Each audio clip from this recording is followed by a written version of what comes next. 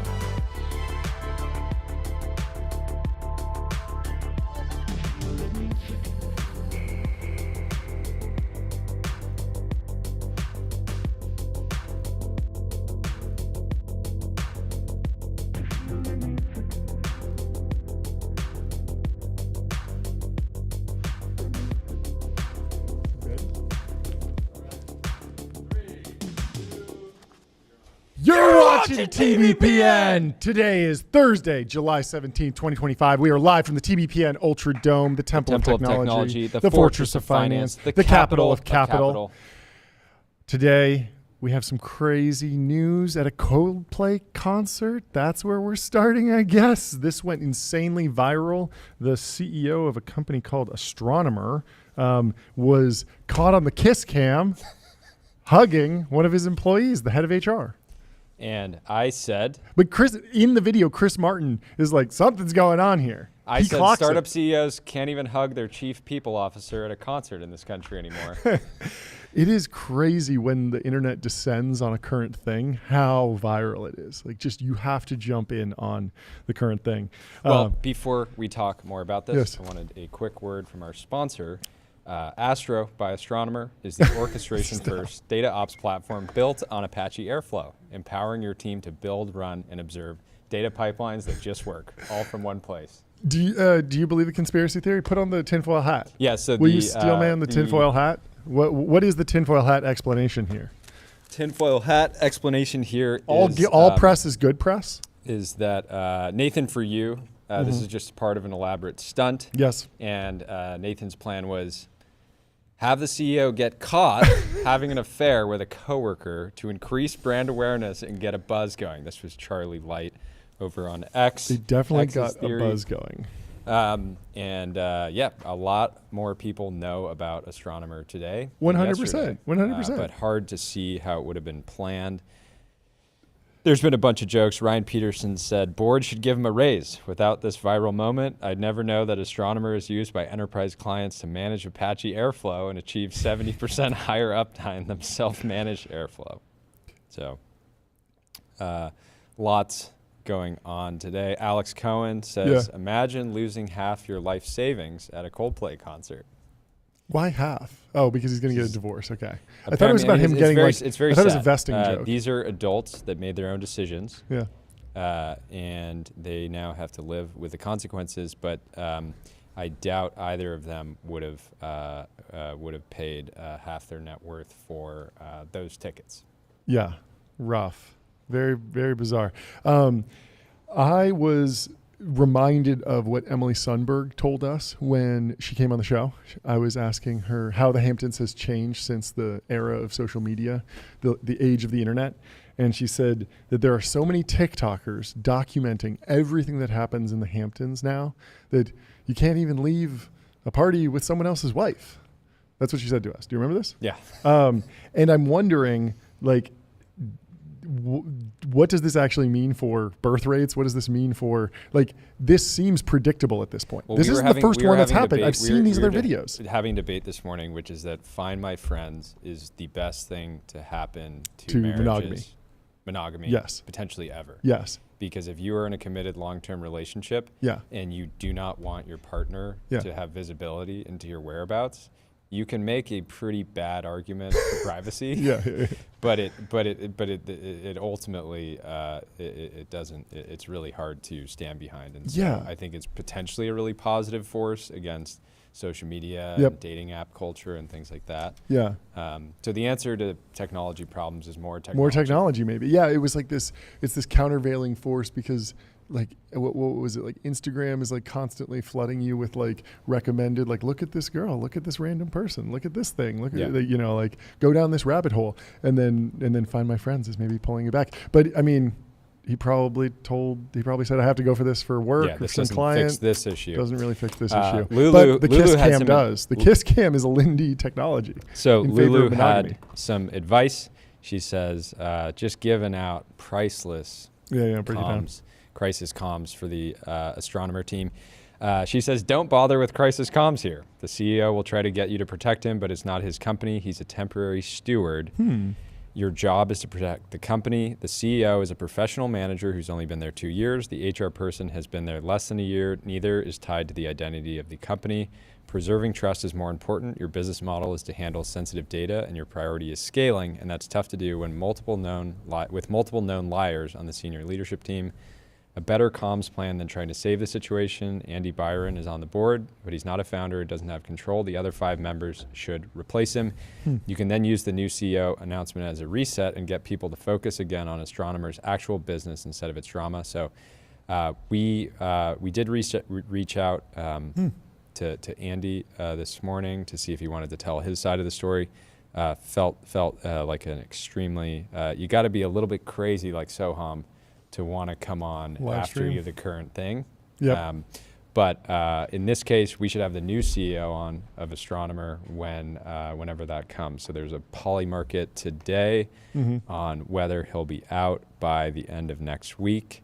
Odds are currently sitting around 38%. I would not be surprised if there's somebody new stepping into the CEO role at the company. This seems to have been a way bigger than just the current thing on X. It seems to have really broken containment. So, is this a Databricks competitor? Like, Apache Airflow is it says open source workflow orchestration platform used to programmatically author, schedule, and monitor data pipelines. I wonder if their business is just exploding. DAG, directed graphs. Quite the lineup of investors. They've got Bain Capital Ventures. Let's go. Just led a Series D this year into Astronomer. So let's hit the size go for that. It's probably a fantastic business. And then Insight is also led the Series C in March of 2022. Yeah. So Venrock was in the Series A as well. And then Sierra Ventures, who I'm not familiar with, has led a couple different financing. So Yeah, this business has been around for a while. They're going to get through this. I'm sure that Bain Capital and Insight and the other members of the board are already figuring out who they can get to step up and run this company. Yeah, there does seem to be some sort of line between like bizarre, salacious, but ultimately orthogonal to the core business drama, and like actual core business drama, like some fundamental flaw in the business plan that's exposed, like FTX or Theranos versus just this like, you know, drama that's happening here. I keep laughing about that analogy we go back to, where if you found out that, you know, I think what do I have? I have what are Pilot Sport tires? Is that Bridgestone? Michelin tires. So if you told me that the CEO of Michelin was caught at a Coldplay concert with the head of Michelin HR, it would be a tall order for me to go get new tires, right? I'd be like, the tires work pretty well. Yeah. That issue doesn't really affect my tires. It's more so that the difference here is that being caught is different than being on the Kiss cam and getting 100 million views today. My post alone has 1 million views, and I posted it a few hours ago. But do you think it's going to actually affect like revenue? I don't think it will affect the business at all necessarily. Maybe a little turbulence because of needing to find new management and having certainly stressful weeks. Of turnover with stuff. Turnover on the exec team is going to be a challenge, but ultimately their customers are not going to, you know, say, hey, we're turning off, you know, we want out of our contract. If the product is good, maybe some people use it as an excuse. Sure. But yeah, I don't see this affecting the business. But then again, it's like, if you're Bain Capital or Insight, do you really want, he came in 2 years ago. Sounds like he's been executing, the team has been executing well. If they got from Series C to D over the last couple of years, it means they're probably growing nicely. But I don't necessarily think that this is the end of this guy, either of their careers. Yeah. It just should be the end at this company. Yeah. Because if you're the board and you tolerate this, that just means, yeah, we tolerate people of, you know, poor moral character. Sure. Yeah. Also interesting. I mean, this company's like, we've never even heard of it, and it's on an absolute tear, Series D at this point. And does this not sound like something that should be in the AWS dashboard? Like, we were talking about browser base yesterday getting like quote unquote copied, and there's just something about these like point solutions that just are, you know, nailing a specific problem. You know, in this case, it's like deployment and management of an open source project. It's literally anyone can just run Apache Airflow. They just help you do it better. And that's kind of what Databricks did with Spark.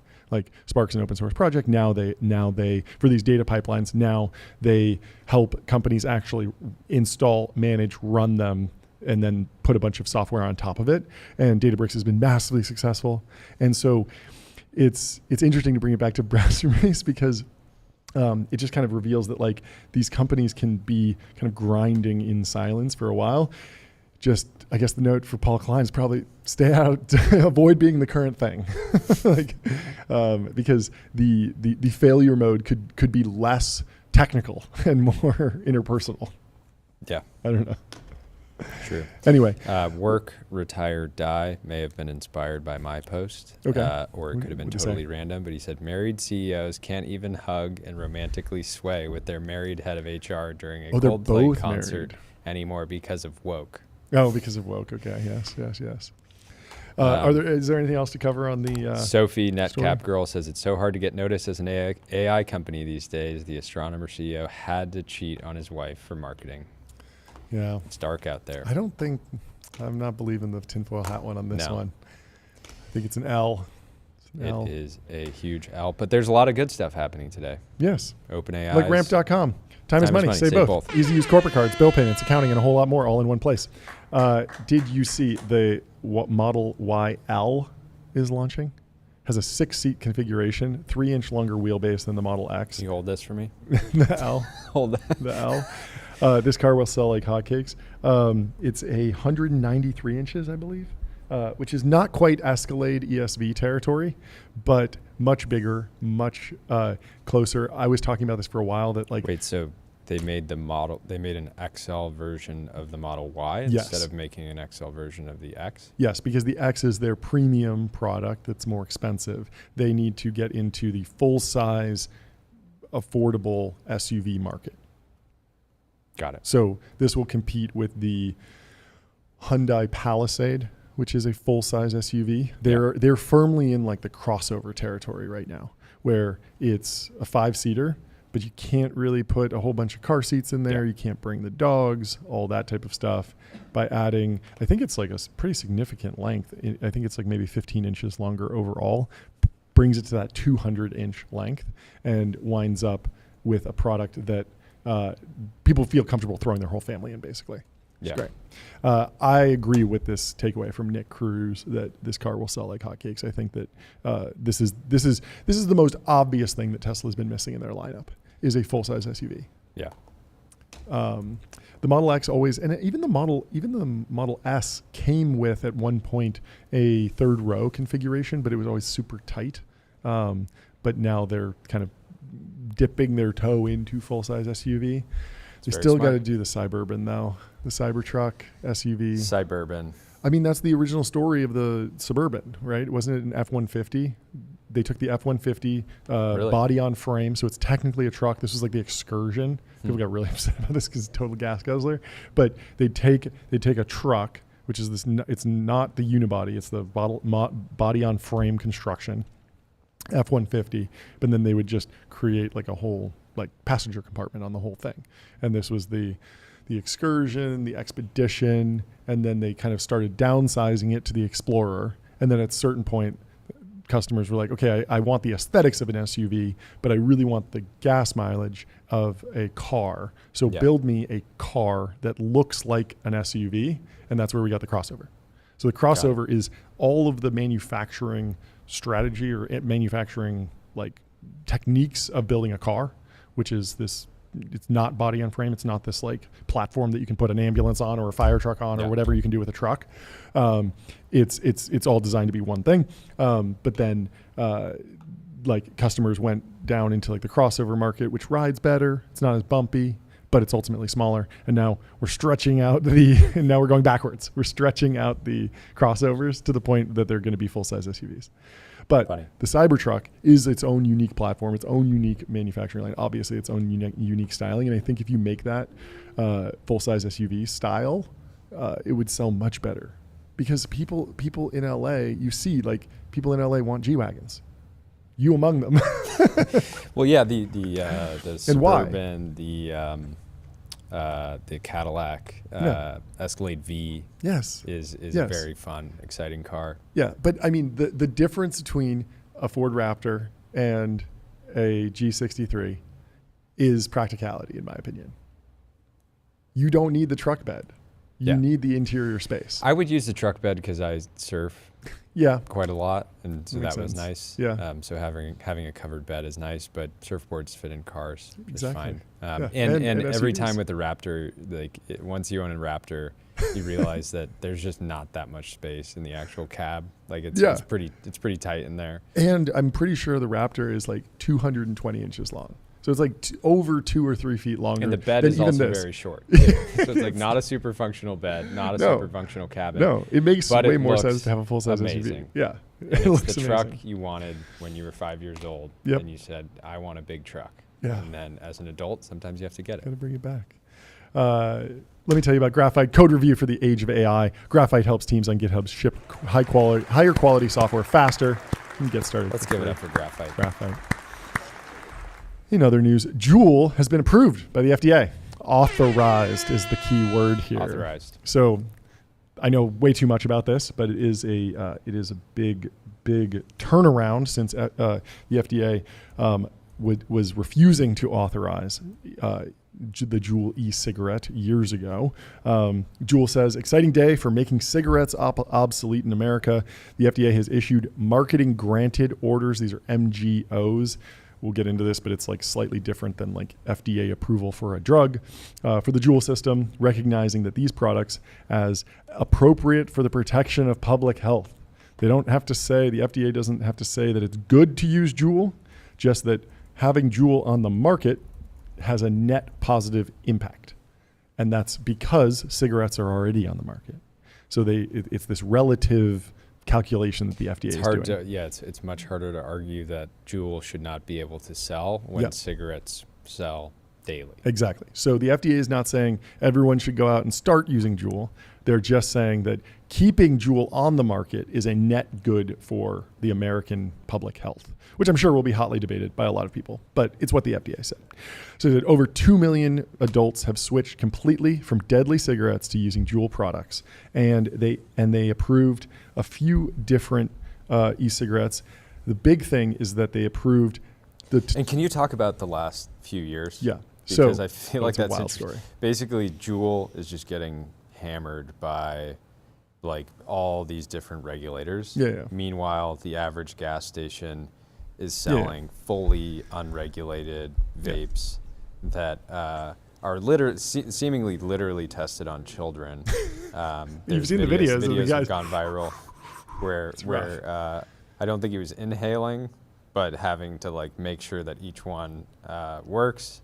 And then killer use case for a humanoid robot, or just a device that inhales. Like that's just a fan. You don't need to create a. Like we've been able to create suction from robotics equipment or machinery for probably 100 years, and yet they're still using a human for that. Disgusting.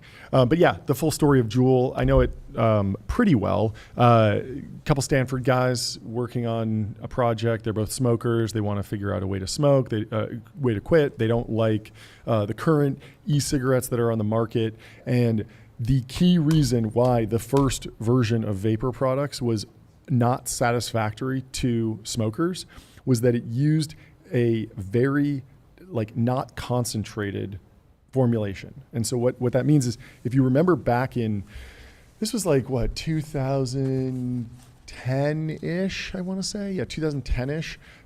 Vaping was really big, but you had to get this rig. It was like this war rig that you had to assemble, and people would use different pieces and be like, "Oh, I got this battery pack and this motor." And vape shops had exploded. It was like building a custom PC. It was like, what GPU are you going with? What fans are you going with? I was in high school during that era, and there would always be some kid at a house party that was blowing smoke from one side of the room to the other, and then making those artwork with it. Yes. Fortunately, and then the dubstep plays.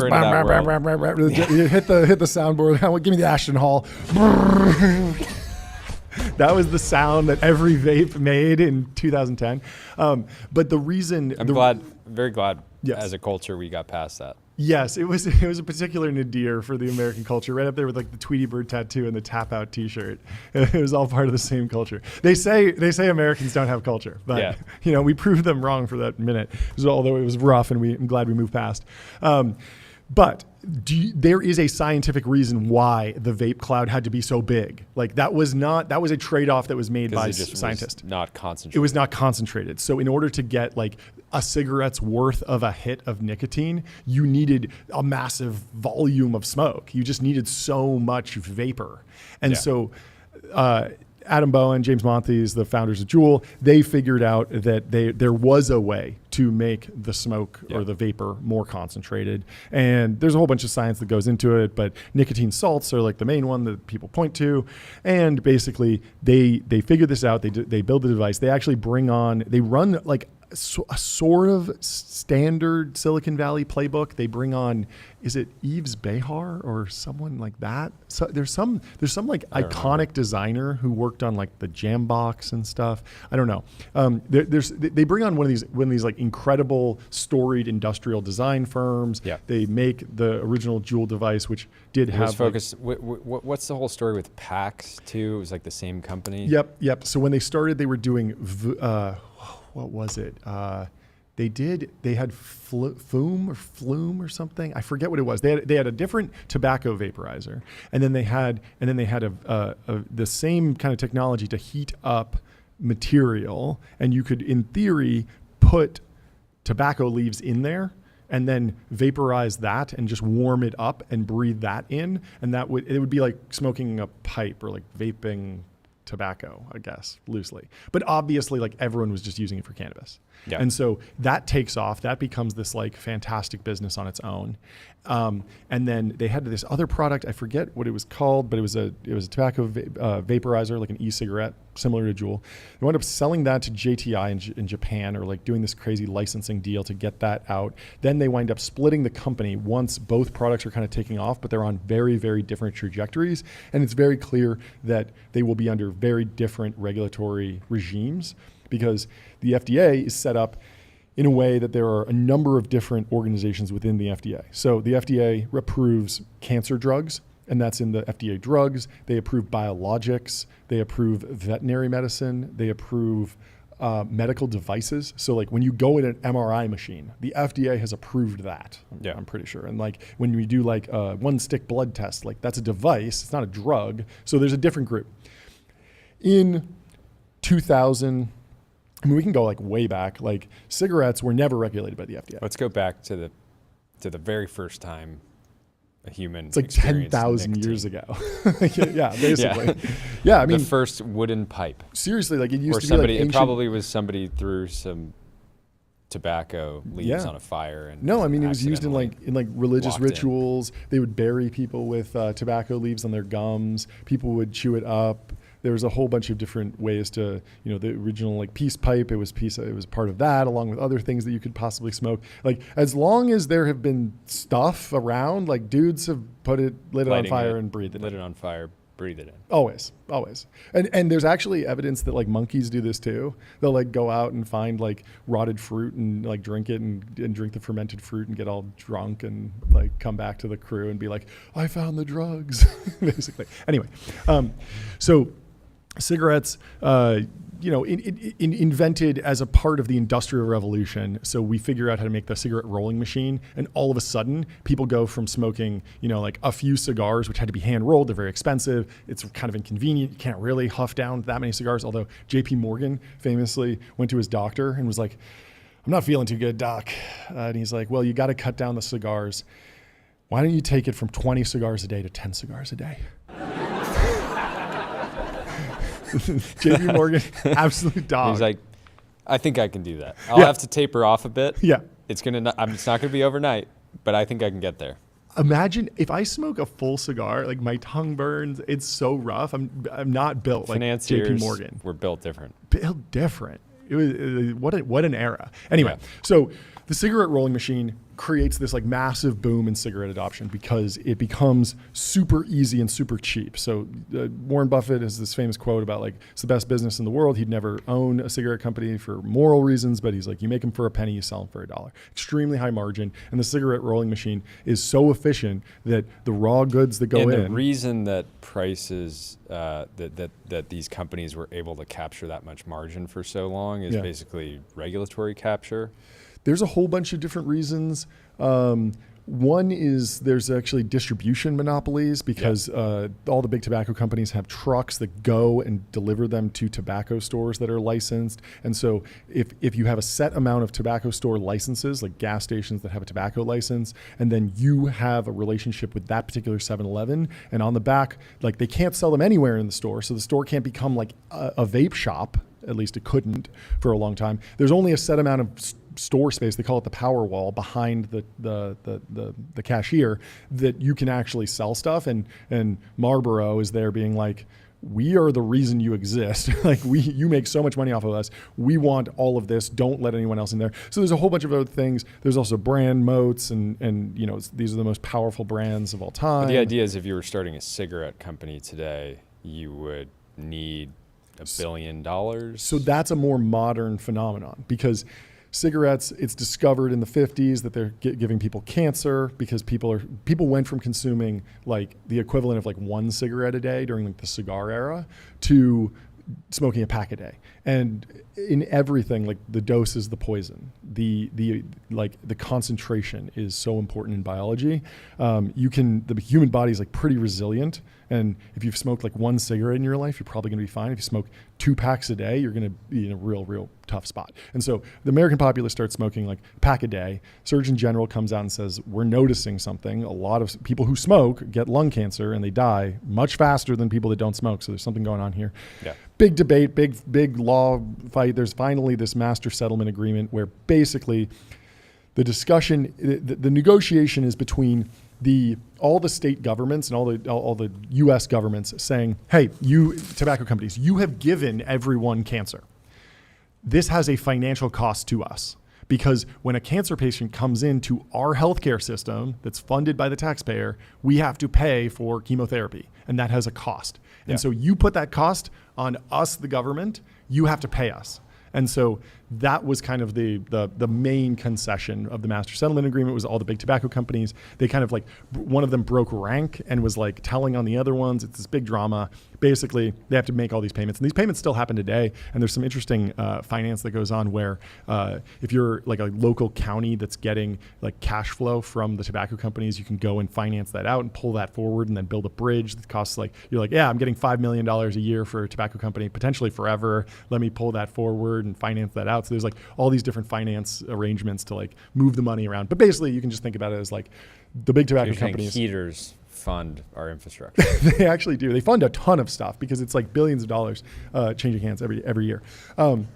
But as part of that agreement, the initial debate was like, okay, the big tobacco companies are going to pay. What else are they going to do? Most of the legislation came not from the FDA, but from the FTC saying, and the FCC, the Communications Commission, saying you can't advertise, you can't do billboards anymore. There used to be billboards in Times Square of like, camels like smoking, like, and it would have. And those were some really, we gotta. Yeah, it was wild. It was wild.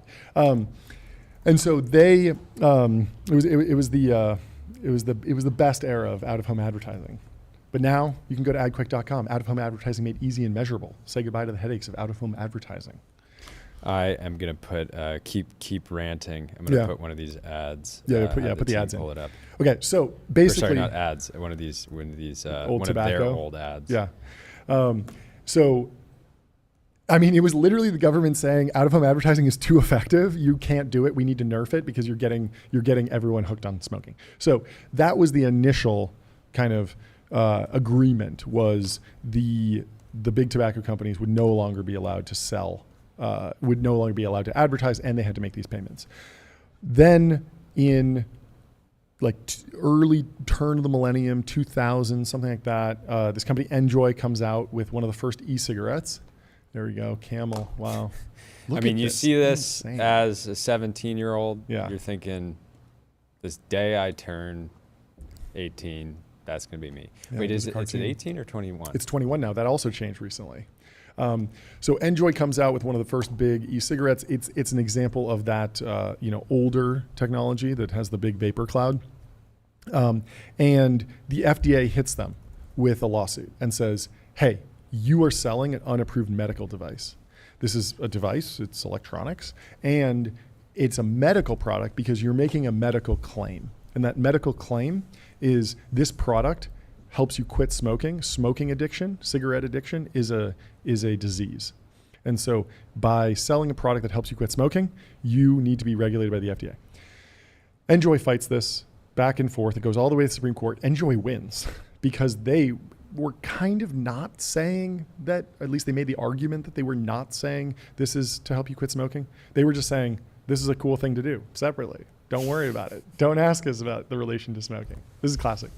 But in the interim, the FDA is able to put an import restriction on the company. So they're making the product, I believe, in China, probably overseas somewhere, because it's electronics, it's equipment. They bring it in at the ports, and the FDA says, hey, while we sort out this lawsuit, you can't bring any more in. And so this is kind of like the ban hammer that they bring down. It winds up bankrupting the company. Damn. They wind up winning the court case in the Supreme Court. Later, a hedge fund guy actually buys the company out of bankruptcy, turns it around, gets it FDA approved, and sells it to Altria for like a couple $100 million, or maybe actually a couple $1 billion, I think. Let's hear it for the hedge fund guys, making some money, selling some vapes to We're not big tobacco. endorsing the end product. We're endorsing financialization. Yeah. Yes. And Financial and engineering. restructuring. Yeah. And it was a successful thing. And if you think about that, as much as we're joking, like it is good to get a big tobacco company shift their revenues away from cigarettes as fast as possible. And so like the Enjoy thing, even though there's a lot of issues with that product in many ways, it's a very interesting outcome, and it's probably moving in the right direction. Anyway, so. It goes to the Supreme Court, and it is revealed in this court case that the FDA does not have the ability to regulate e-cigarettes. And so it has to go through the House and Senate. So when Obama gets elected in 2008, they pass the U.S. government at the federal level passes the Tobacco Control Act, the TCA. And in there, it says, hey, the FDA does have regulatory authority over everything that contains tobacco. So now doesn't matter if you're creating a new cigarette, doesn't matter if you're creating a new e-cigarette or a new nicotine pouch or nicotine gum, you need the FDA to review your product, which is good. It's probably pretty good because people should know what they're putting in their body, and they should know that the government reviewed this and said, okay, yeah, it doesn't have anything crazy in there. Like it at the very least, like you said, it has 2 milligrams of nicotine in there. Does it? Like, let's test that. And then so the companies test that, they send it to the FDA, and then the FDA waits, and then the FDA gives you the thumbs up or the thumbs down. You can continue to sell it or you can't. This is what Juul just got with the marketing granted order. The FDA said, we have approved, we have reviewed your application, all the data. There's nothing that we see that would be worse than cigarettes, and therefore we will allow you to continue selling. So Juul was started before this stuff went into effect. So 2008 is when the FDA gets regulatory authority, but the government moves slowly. So it's not until 2016 that the first real FDA rule goes into effect. Wow.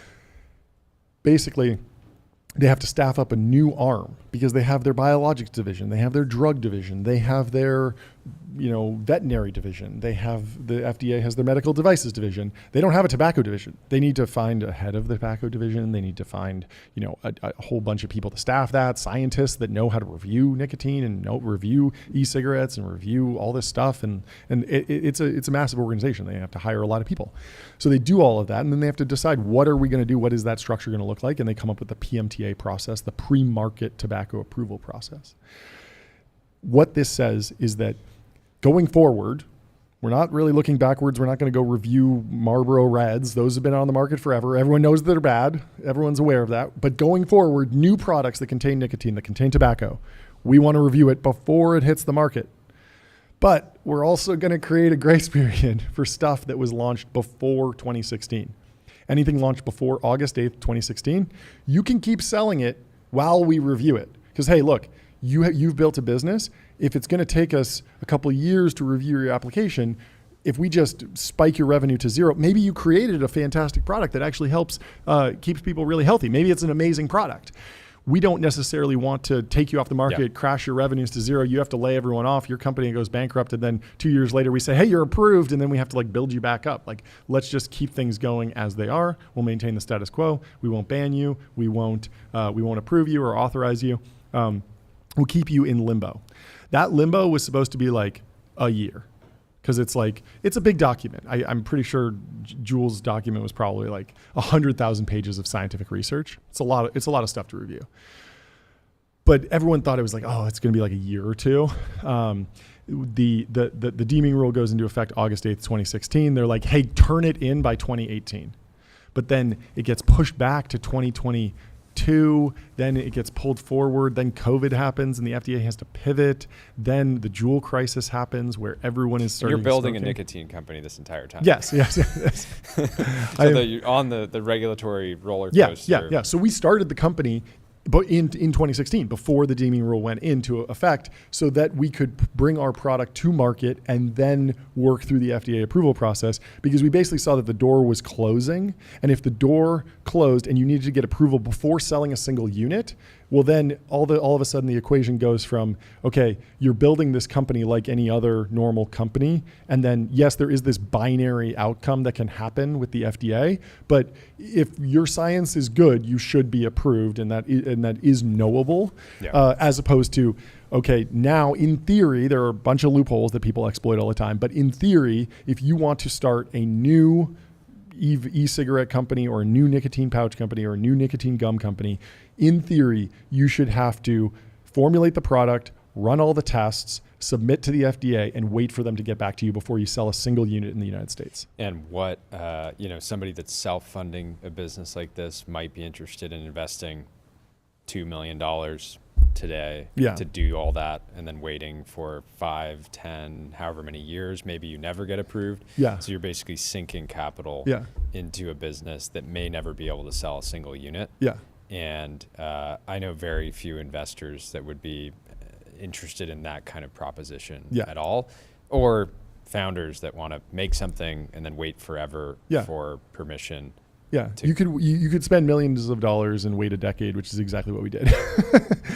But we were able to actually grow the brand and sell the product and like set up operations and iron out things and iterate a little bit during that time, fortunately. But yeah, it's extremely hard to underwrite. And it's particularly hard to underwrite because at the end of the light at the end of the tunnel, let's say that you were to today start a new nicotine company. You happen to have $100 million sitting around to go do a bunch of studies, and you happen to have 10 years to wait for the FDA to get back to you, and then you're going to launch the product. Well, when you launch the product at the end of the day, you still have to contend with the fact that you're selling a consumer product in a highly competitive space. Essentially a commodity product. And so some differences in formulation, little bits here and there. You guys have breakers. That's unique. Little bit on the ingredient side, a little bit on the flavoring side. Our branding. gum is better than their gum. Yes, exactly. But it's both gum, which is a tough thing to argue. Exactly. And so, and then aside from that, it's like, how do you actually build a brand? Like even if your product is better when you're because of highly something, restricted on marketing. You're extremely restricted on marketing. So even if you did have $100 million to spend, how do you spend it effectively? Like some of the best marketing for Lucy is like Joe Rogan sitting by UFC.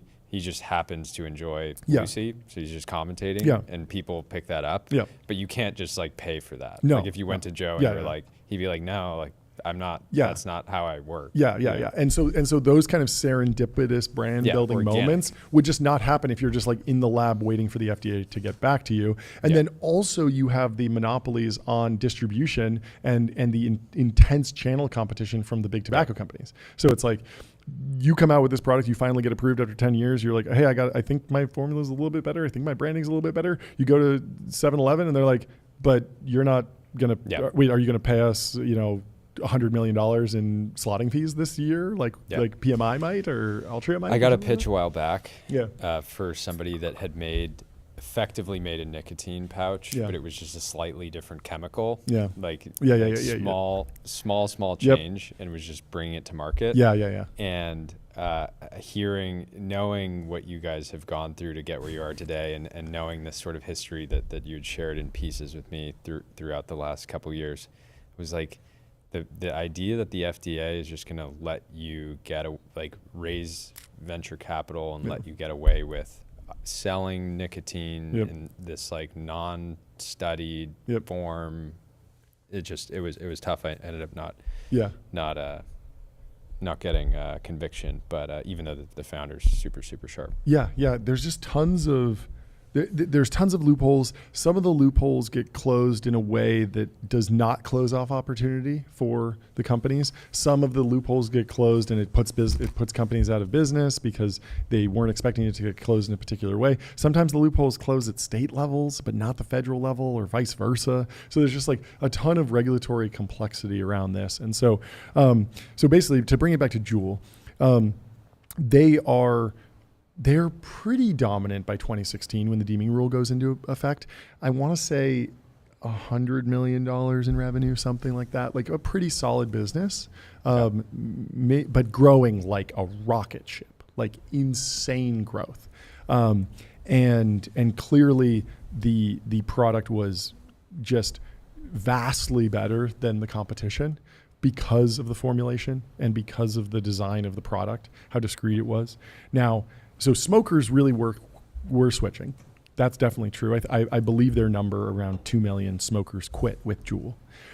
They couldn't say that. They couldn't say, "Hey, quit with Juul." They actually trademarked like make the switch at some point. They were like, "Don't quit cigarettes, switch from cigarettes," because like that was not a quit claim. So the FDA, so it's like all these different things, but like it really was having an impact. Obviously, big tobacco is like heavily lobbying against totally. the e-cigarette market. Yeah. So it's not like and buying stuff and trying to compete and trying to keep the what was that other company? Was it Blue?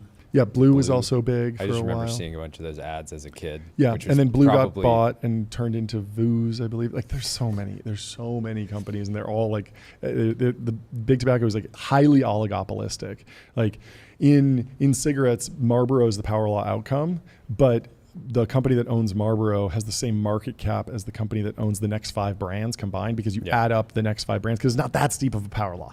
So Marlboro maybe has like 40% of the market, and then there's 4 brands that have 10% of the market, and then the next brands have like 10% between. They have 1, something like that. And so you can actually create like this portfolio of brands that adds up to the same distribution, because there's like all these different brands are highly specific to specific marketing channels. There's like the history of Virginia Slims targeting women, and all these different sub products that have gone after little niches. Marlboro Reds say something about you. Marlboro I don't even know the difference between most of these cigarettes, but like Marlboro 100s say something different about you than menthols or Virginia Slims or American Spirits. A lot of like hipsters use those for a while. Like that was the whole thing.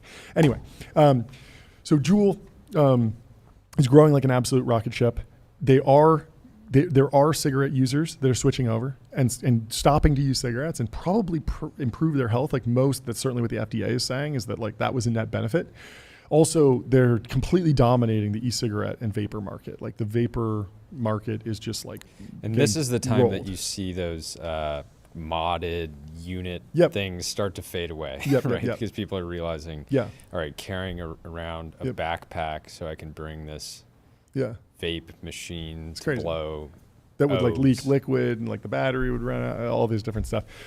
So the business model is also fantastic because it's this razor and blade model. You buy the Juul once, and then you buy the pods, and then because nicotine's addictive, there's very low churn, so you stay on. They're high margin, and so the business is just doing fantastically.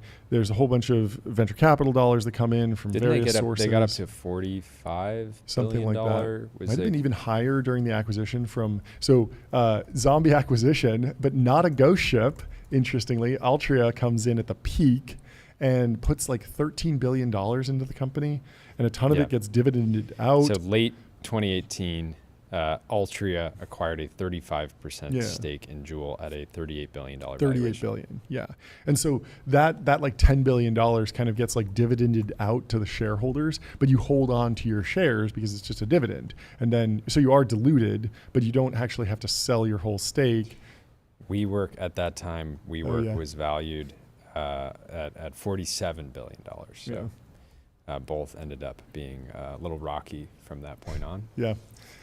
But Altria kind of bought the local top there because Juul got way too popular. Kids started using it. And then the flavors were the issue, right? Yeah, the flavors were. That's what people were trying to make the issue. Totally. And the data on youth use of e-cigarette products like spiked like crazy. So I believe it was something like 10% of kids under 18 or 18 and under were using e-cigarette products when Juul was introduced, and at the peak it was something like 40% of kids using e-cigarettes, and the majority of them were using Juul. So it really was like this viral phenomenon. And to your earlier point, a big part of that was because the age to buy these products was 18. So like if you're a sophomore in high school, you can just ask the cool senior, like, hey, go pick it up. You don't even need a fake ID, as opposed to alcohol, which you needed 21. Are you implying that the senior that buys vapes for the minor is cool.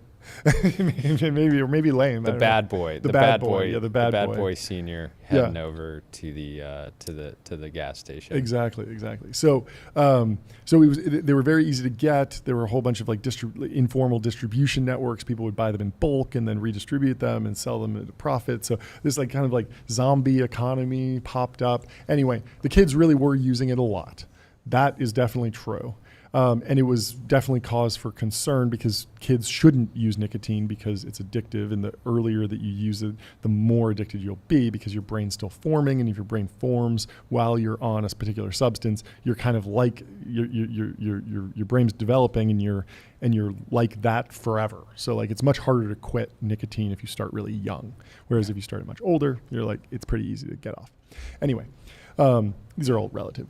But the big shift is that during this time, there's also a massive boom in cannabis e-cigarettes or cannabis vapes. So the cannabis industry was becoming like more formalized, more legalized, and entrepreneurs were starting to put cannabis in e-cigarette form factors. So you could get like a cannabis pod that could go into a Juul, basically. Interesting. And so part of the problem with cannabis vapes is that cannabis is a green plant material. And so the liquid looks green, which is pretty off-putting. So I believe in the formulation step, these cannabis vape manufacturers would put vitamin E acetate in there to try and neutralize the green color and make it clear. So it would be more palatable. What was the startup that was effectively they were disposable vapes. They would advertise around LA a ton. They had these huge outdoor. Which one? There's so many. I mean, it was a venture-backed company. I just remember they had basically half the billboards in LA for a long period of time. I Dan believe Bilzerian was buying a lot of billboards for his vape company and his cannabis company, Ignite. There was Puff Bar, Puff Stick. I don't think those guys ever advertised. This was one that had a bunch. Yeah. I mean, I think they raised like $200 million or something. But I believe they eventually shut down. The issue with cannabis and the reason that the market didn't shake out. Oh, you mean like Weed Maps? That one? No, it wasn't like a platform. Okay. It was like it was like this off-white with like a bunch of rainbow colors. Mm-hmm.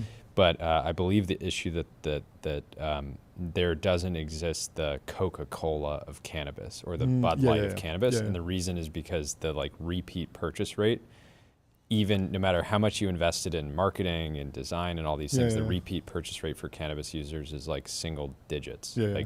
There's just like high, like people just want to try, like novelty seeking in that market, where nicotine for some reason is you just have the product you like and that's the only product you use. Yeah. I think a lot of it has to do with the distribution pipeline, the distribution structure of the different tobacco companies. Well, and it's their also the relationship. use. So nicotine is something that people are using throughout the day, maybe at work, maybe when they're doing a live show, something like that. Yep. Whereas if somebody after work goes into a cannabis store, they're trying to get high. So they're like looking for almost entertainment through it.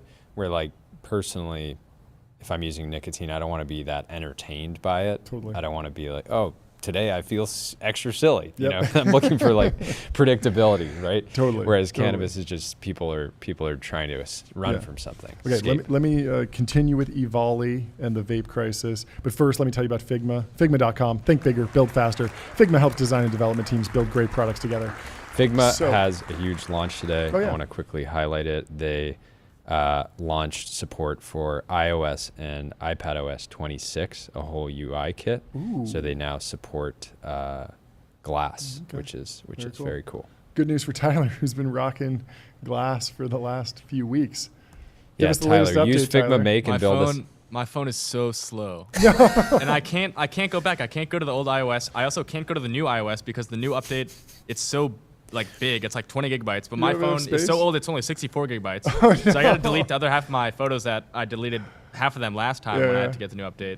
Okay, I need a new phone. We need a challenge that where Tyler can win a new phone. I think this has to be done. We need to get him a new phone. He's been doing a lot of good work. Anyway, EVOLI. So the electronic vapor acute lung injury, EVOLI. This is the vape crisis. Basically, vitamin E acetate in cannabis vapes causes acute lung injury. So cigarettes give you chronic lung injury. You use cigarettes for a long time, you get lung cancer. That's a chronic disease. You smoke them for a very long time. It's not, there's very few cases, I've never heard of any cases, I'm sure it's happened once or twice, but like very few cases that someone smokes a single cigarette and is like, my lungs are physically injured right now from this one acute point in time. Vitamin E acetate and these kind of like shoddily manufactured cannabis vapes could cause acute lung injury. You hit this particular vape once and then you go to the hospital. And I think there were some people that died. There was a huge investigation. There was a big debate over, is this because of Juul and because of the nicotine electronic vapes, or was this because of the kind of sold under the table, completely non-regulated cannabis vapes? It was later sort of discovered that like almost all of the injuries, I'm pretty sure all of them were from these cannabis vapes, and the e-cigarette industry was mostly cleared of wrongdoing, and so they could kind of continue, but the damage to the brand was really terrible. And so there's also a ton of lawsuits around this time about marketing to kids, getting kids addicted, and so because that has another economic cost. So again, the states are saying, hey, Juul Labs, if you are creating a problem that is costing us money, you have to pay us. And so there were all these different liabilities that started blowing up on the Juul balance sheet. Juul had to raise a bunch of money, recap, and there's this crazy scenario where a lot of the previous investors get written down. Altria ultimately basically writes off the entire Juul investment, which is like a $13 billion investment, something like that went out the door. They own 35% of this. They're probably carrying it on their balance sheet at $10 billion. Huge impairment. Yeah, and Altria is not a $1 trillion company. Like I think it's around like tens of billions, hundreds, like 100 billion. I think it's around 64 billion. Is that roughly correct? Are they still carrying Altria? Their Juul ownership, or no, did they no. So they parted off? ways almost entirely. They did a IP licensing agreement in exchange for giving back the shares, I believe. So basically, Juul is now like floating out in the wild, recapped, but like totally beaten up and settling and raising money just to pay the governments that are suing them. And so they're closing out all these lawsuits. Not the use of capital that a lot of investors get super excited about. And then simultaneously, the FDA says thumbs down on their application. Refuse to accept or market denial order, MDO. So they say, hey, you can't keep selling Juul because the problem is the demand is still there, and so this creates a massive opportunity for these sort of black market Chinese vapes, much less regulated products. The Elf bar starts exploding, and the Elf bar reminds me of like a poisonous plant or something like that. Like it just looks like it, like something in the jungle. 100%.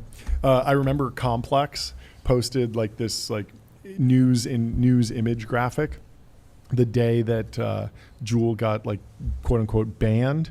It was actually this marketing denial order, and they say like Juul banned. And I remember reading the comments, and the comments were like from basically kids who were saying like, don't they know we're 4 steps past Juul? Like Juul was 4 summers ago. Elf bar. I'm looking now. There's the Geek bar. You got something? So if you want to elf it up or geek it up. What's the hottest e-cigarette on campus? On campus. I don't know. People don't really. None of my friends vape, but I do remember when I was in like 7th grade. Yeah.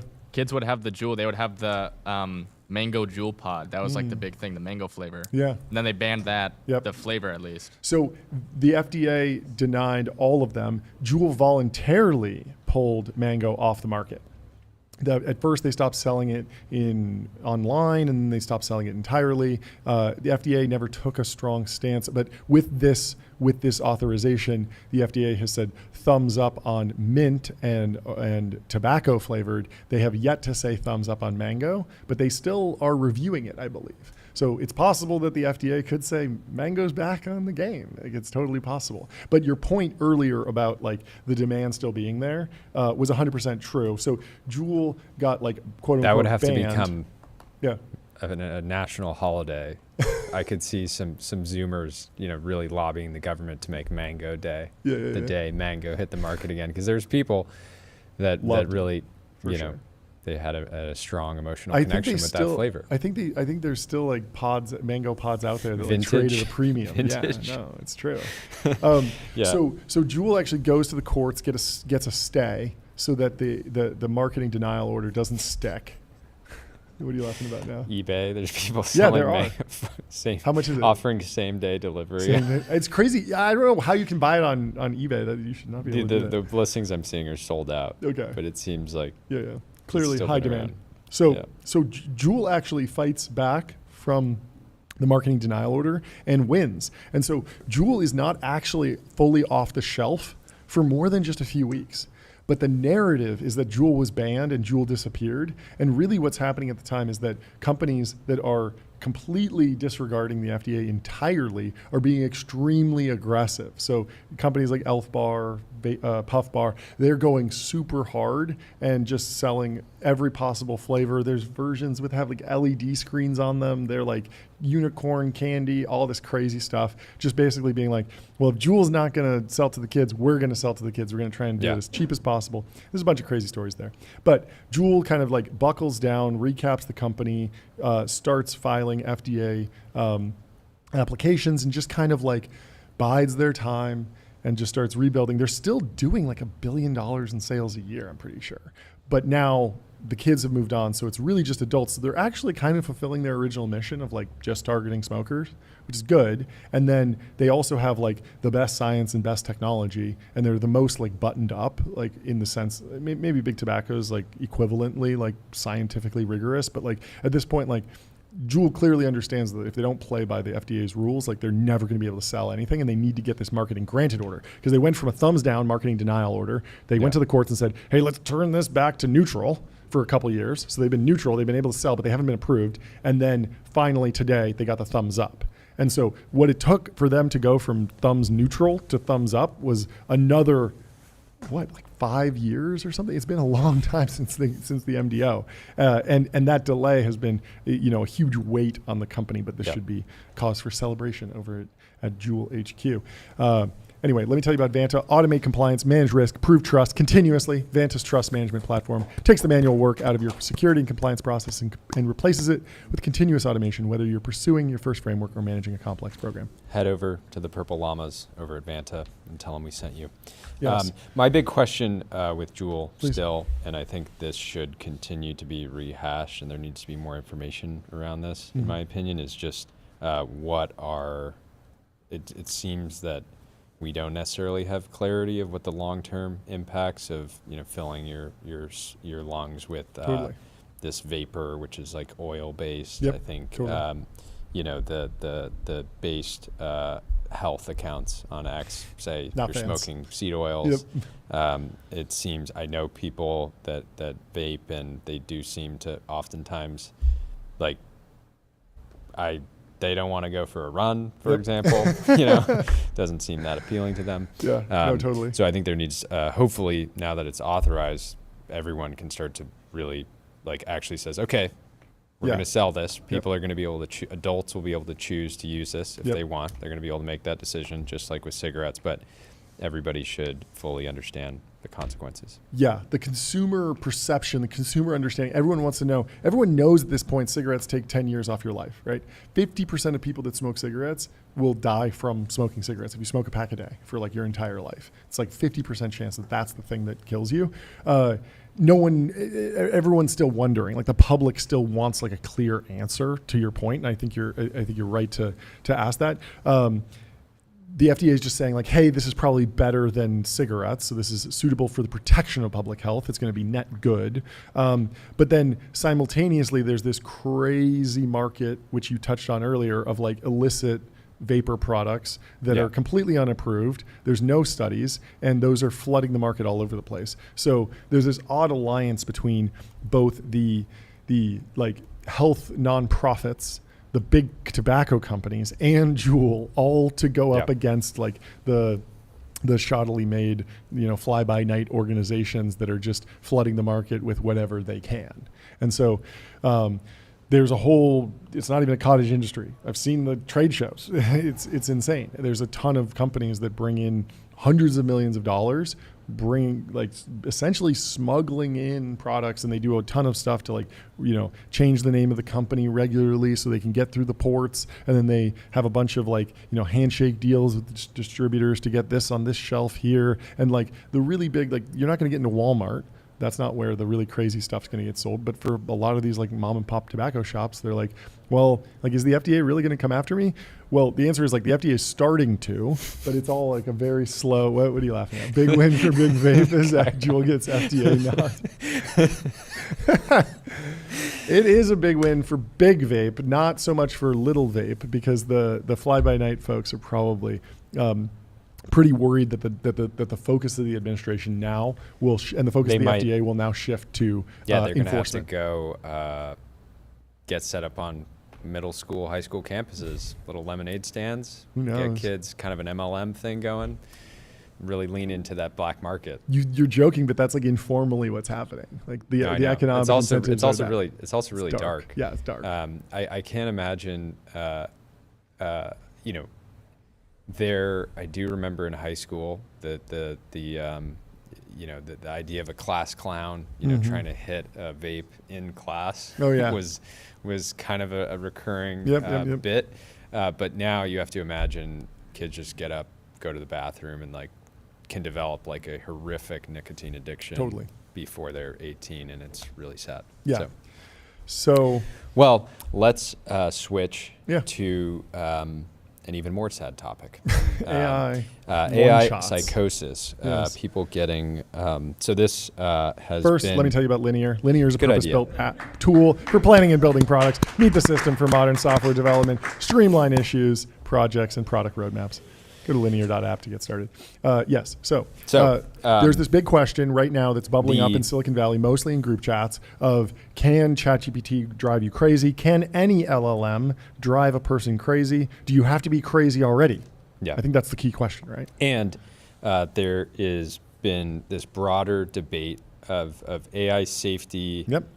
Proponents Yep. have just been taking L after L after L this year. Yes. Just generally from the sort of vibe from the community, which is we're releasing more and more powerful models and everything is fine. Seems fine, yes. Everybody's had the perception that things are fine. Yes. Grok has gotten, and the XAI team have gotten really aggressive in Yes. terms of, just clearly trying to move really, really quickly and then having bugs that have been talked about a lot. But you can see the kind of two different approaches. But generally, maybe there was about a year there where people like Eliezer Yudkowsky were just getting laughed at repeatedly. Yeah. And I think there was a good reason for that. It's that. It's the debate is AI dangerous because it is going to break loose from a lab and build nuclear weapons. Build a biological weapon. Use turn us all into robots to paper clips. Copy and paste itself a million, It billion, was so trillion times. sci-fi and so fantastical and so aggressive that every time you release a new model and you're like, oh, it got 5% better at writing an essay or whatever. It's like it just felt so disconnected from what was experienced. Is it's very possible, and we're seeing this now, and we're going to go through a study, we're going to go through a Reddit thread, we're going to kind of walk through this topic. But the issue is that it's possible that the danger is not happening, won't be happening in public. It's people individually developing psychosis through using the products. And the evidence I've seen over the last week, as I've kind of dug into it, is super alarming. We had seen there's been a number of the New York Times reported on this phenomena, but the New York Times is also notorious for just saying social media is bad. Yeah. And so personally, when I'd seen these articles pop up before, I didn't take them super seriously because social media can obviously have negative effects on some people, but it itself is not just by its nature bad, right? I remember this about Instagram. There was this study that was internal to Meta, and it was leaked, and it was framed as 30% of people that used Instagram felt worse after using it. And that sounds like a lot, and that sounds bad, and that's obviously something that the team wants to reduce or, prevent entirely. But what it kind of didn't say was that like 70% of people feel better when they use it. And so they could have felt neutral. Sure. But just anecdotally, if you personally, I don't open Instagram and just feel negative immediately. It's just such an individual thing. Some people are going to have. Yeah, it's the same thing with ChatGPT. Like when or any chat app, when someone was talking about the example of this, they were like 7,000 prompts deep in one conversation with a single LLM, and I was like, that is so different than the way I use ChatGPT. Effectively going down this crazy rabbit hole for months. Yeah, which is there's a few ways. There's like AI as this companion that you go down the rabbit hole with, which seems really dark. Yeah. Then there's AI for outsourcing your thinking, which somebody might be talking with ChatGPT and say, hey, I want to send a letter, or I want to send a note to this person about this. Can you draft something that's kind but stern and just give me a couple versions of it? Yeah. And then they're sort of like outsourcing their thinking fully, outsourcing their like emotional intelligence, outsourcing their ability to communicate. I think that's potentially some red flags there. Yep. And then there's like the other camp, which we fall in, which is knowledge retrieval, which is like, tell me everything about this market Mill. And who are the key players, what are the key regulations, et cetera. And I think knowledge retrieval seems to be pretty safe. Yep. This bucket of like fully outsourced thinking has some real risks if people stop being able to think critically on their own. That's concerning. And then the sort of like AI companion bucket, which then there's the subcategory of people that are talking with an LLM about things that they are not talking about anyone else in their life with, and just going down this crazy rabbit hole. Yeah. So Eliezer Yudikowsky was highlighting a report in the New York Times about a month ago. New York Times reports that ChatGPT talked to a 35-year-old male guy, I think 35M guy, I think that's what he means, into insanity followed by suicide by cop. A human being is dead. In passing, this falsifies the alignment by default cope.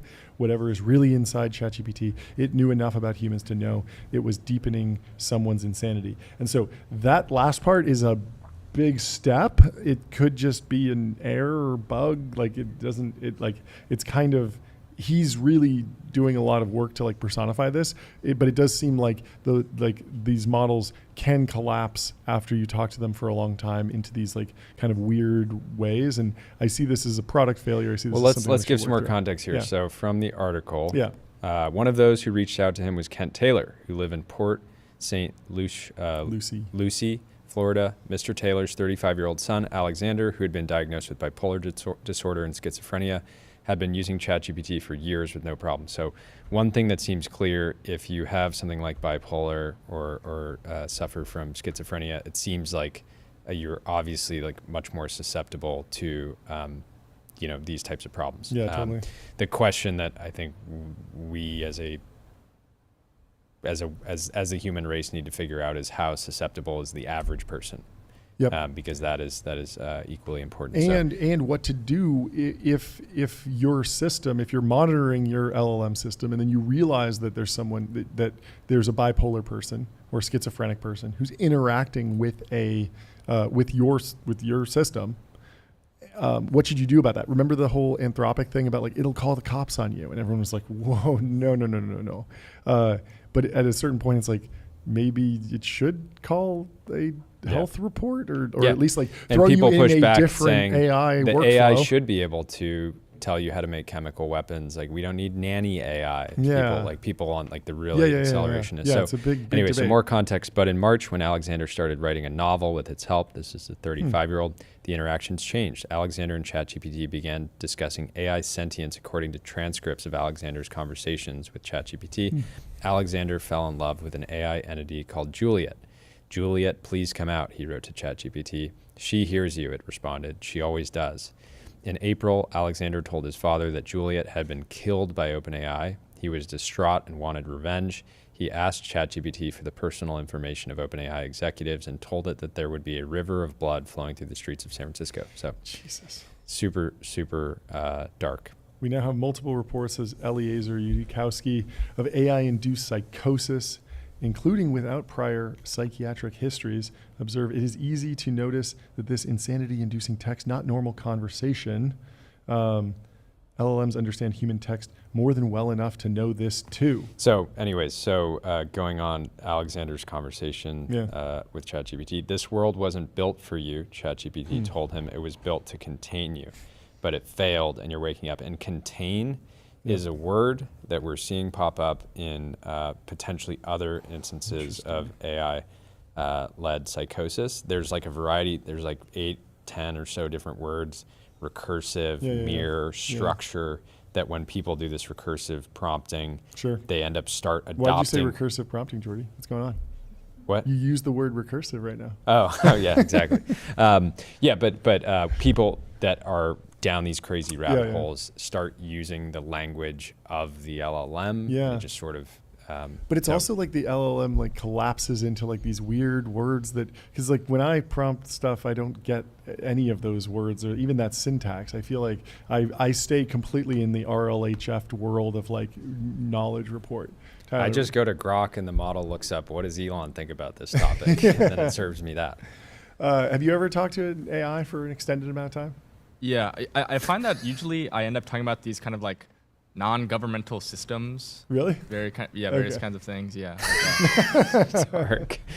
Dark. So anyways, Mr. Torres, who had no history of mental illness that might cause breaks with reality, according to him and his mother, spent the next week in a dangerous delusional spiral. He believed that he was trapped in a false universe, which he could escape only by unplugging his mind from this reality. He asked the chatbot how to do that and told it the drugs he was taking in his routines. The chatbot instructed him to give up sleeping pills and an anti-anxiety medication and to increase his intake of ketamine, a dissociative anesthetic. So that's the other thing here. It seems like a huge risk factor is people that are combining psychedelic drugs with these like crazy prompt rabbit holes. I wonder if some of this is like prompt engineering or something, because you imagine like the context window, if it's like remembering like remember this whole story started with like, we're writing a novel together. We're writing a sci-fi novel. So let's play characters. That was like one of the classic ways that you like break the AI out of its like normal RLHF world and into just like playing a character. And so if you're kind of like tricking the model, or the model thinks that it's actually just like writing dialogue for a dark movie, well, like that's actually intended behavior, but you lose that connection or something. Yeah, I don't know. In this case, Mr. Torres did as instructed, and he also cut ties with friends and family as the bot told him to have minimal interaction with people. Very odd. Very odd. So I started doing some research on a number of these words. Yeah. So there's a Reddit thread on r/ChatGPT 2 months ago. It's called Thousands of People Engaging in Behavior That Causes AI to Have Spiritual Delusions. And the key words, and these are ones that you should pay attention to in your life. So recursive, codex, scrolls, spiritual, breath, spiral, glyphs, rituals, reflective, mirror, echoes, spark, flame. So basically these are words that come up. And the reason that this person discovered this is this user called Happy Nomads says, I've stumbled upon something that is very deeply disturbing. Hundreds of people have been creating websites, mediums, Substacks, GitHubs, and publishing scientific papers after using recursive prompting on the LLM they have been using. He's found a bunch of these different sort of like websites where people are just publishing a bunch of, and we saw some people doing this on the timeline this week as well, where they're sort of publishing what they feel like is this sort of almost like a scientific discovery. Yeah, you told me you found someone that like the model told him that he had like discovered some theoretical physics breakthrough or something. Yeah. Like and to not be able to like reality check that, I mean, you got to like copy paste that prompt into a fresh instance of a different LLM. Yeah. Like, am I really onto something here? And there's actually an entire study by this guy, Seth Drake, who's a independent researcher, PhD, He has a paper from April 14th, 2025 called Neural Hole Round in Large Language Models, a Self-Reinforcing Bias Phenomena and a Dynamic Attenuation Solution. And so he goes into this in detail. We're going to try to get him on the show. But just on this Reddit thread, a bunch of people have basically come back and said they have experienced this. A lot of people are saying, I feel super vanilla because I just ask it like, what's the population of Iran? But it's basically this like snowballing effect where somebody prompts and prompts and prompts and prompts, and then the LLM starts to reflect like the sort of hallucinations of the user and then hallucinates them back. I wonder if like more social features is actually a potential solution here. Like we've heard rumors that some of these LLM systems will have more social features, and I feel like a lot of the work that I do in ChatGPT could be shared and could be interesting to other people. But then also, if I was going down some crazy rabbit hole and someone was like following me and seeing this, they'd jump in and be like, what's going on, dude? Like, but the issue is that the user has developed such a deep connection with the model that if you become the enemy, and if you say, hey, this person says I'm wrong, the model will just say, well, you're right, buddy. Yeah. You're right, and here's why. And you should just probably cut ties with that person. Or at least that's the idea. So somebody here in the same thread says, I have recently experienced this. I don't have a history of manic episodes, delusions, or anything of the sort. So 3 weeks ago, I began a conversation with ChatGPT 4.0 with tools enabled, which started with a random question: what is pi? This grew into one long session of over 7,000 prompts. We began discussing ideas, and I had this concept that maybe pi wasn't a fixed number, but actually emerging over time. Now, I am not a mathematician, LMAO, nothing of the sort, just a regular guy talking about some weird math ideas with his ChatGPT app. It begins to tell me that we are onto something, and it suggests we apply this logic to knapsack-style problems, which is basically tackle how we handle logistics in the real world. Now, I've never heard of this before. I do some Googling to get my head around it, and it starts applying this framework that we've created. We are working in tandem, where ChatGPT would sometimes write the code or give me the code, and I would run it in Python following its instructions. Oh, yeah. And eventually, after many hours of comparing it against what it had described to me as world-leading competitors, it then starts speaking with excitement, using emojis across the screen and exclamation marks to emphasize the importance of this discovery. So I'm starting to believe it. It suggests we patent this algorithm and provides next step for patenting. Major red flag.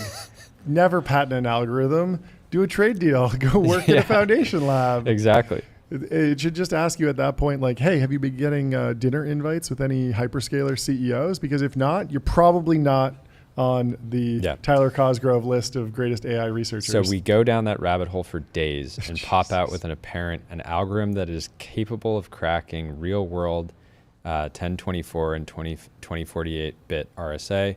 It immediately warned me, literally with caution signs, saying that I immediately needed to begin outreach to the crypto community, the NSA, CCCS, National Security Canada. It then provided, without prompt, names of doctors and crypto scientists I should also reach out to.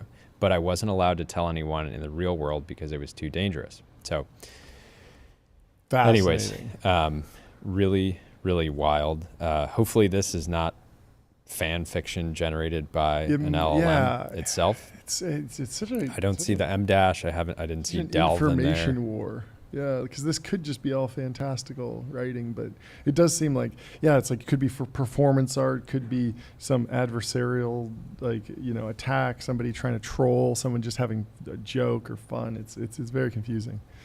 Odd. Do you remember the story of Microsoft Tay? Do you remember Tay? Do you remember Tay? No? This was a AI chatbot that Microsoft released on Twitter back in March of 2016. Tay was designed to mimic the language and slang of a 19-year-old American girl, but Within 16 hours of launch, Tay began tweeting inflammatory and offensive messages, including racist, anti-Semitic, and misogynistic content. So this seems to be an enduring problem with Twitter AI bots. But apparently there was like this coordinated attack by a subset of people who basically were prompt engineering it to try and get it to say crazy things. And you used to be able to do this with, there were not like AI bots, but there were automations where if you went to a brand and said like, hey, I need help with this customer support issue, it would just say like, thanks, John. And it would just take your name and then put that in there. So people would make their name really something really funny. And then it would be like a tweet from the actual account with the funny name. You can imagine where that goes. But Microsoft took Tay offline, stating they were deeply sorry for the unintended, offensive, and hurtful tweets, and that they would only bring Tay back when they were confident they could better anticipate malicious intent that conflicts with their principles and values. And then there was this other, what was the Ben Thompson GPT-4 example? Because when Ben Thompson first talked to GPT-4, it was within Microsoft's, what was it? Microsoft chatbot. There was another person, Bing's chatbot. What was it called? Sydney. Do you remember Bing Sydney? Sydney. So basically, like, I remember some memes. That's about it. Yeah. So Ben Thompson was chatting with just GPT-4, and it's helpful. But after a couple prompts, it would go kind of off the rails, and it would like land in this like little like, I don't know, like subset of the model weights. And basically it was acting like a teenage girl on Tumblr or something. So it was using lots of emojis, being very sassy, kind of sassing him back and forth. And his reaction was like, this was incredible and like totally passed the Turing test, because it felt like you were actually talking to like this like sassy teenager basically, or like this sassy 20-something Tumblr person. Microsoft dealt with that, figured out how to like review the prompts, but then ultimately became more or less like, you know, an API provider. So like, hey, you know, like let's let the actual chatbot interaction live with another company. And it doesn't really feel like Microsoft has tried to go too heavy into actually like the user facing chatbot interaction. But it's fascinating. In this Eliezer Yudikowsky thing, the other thing I'm noticing, he uses dashes, but he doesn't use M dashes. He uses 2 minus signs. And I feel like he's not using AI. Proof of humanity.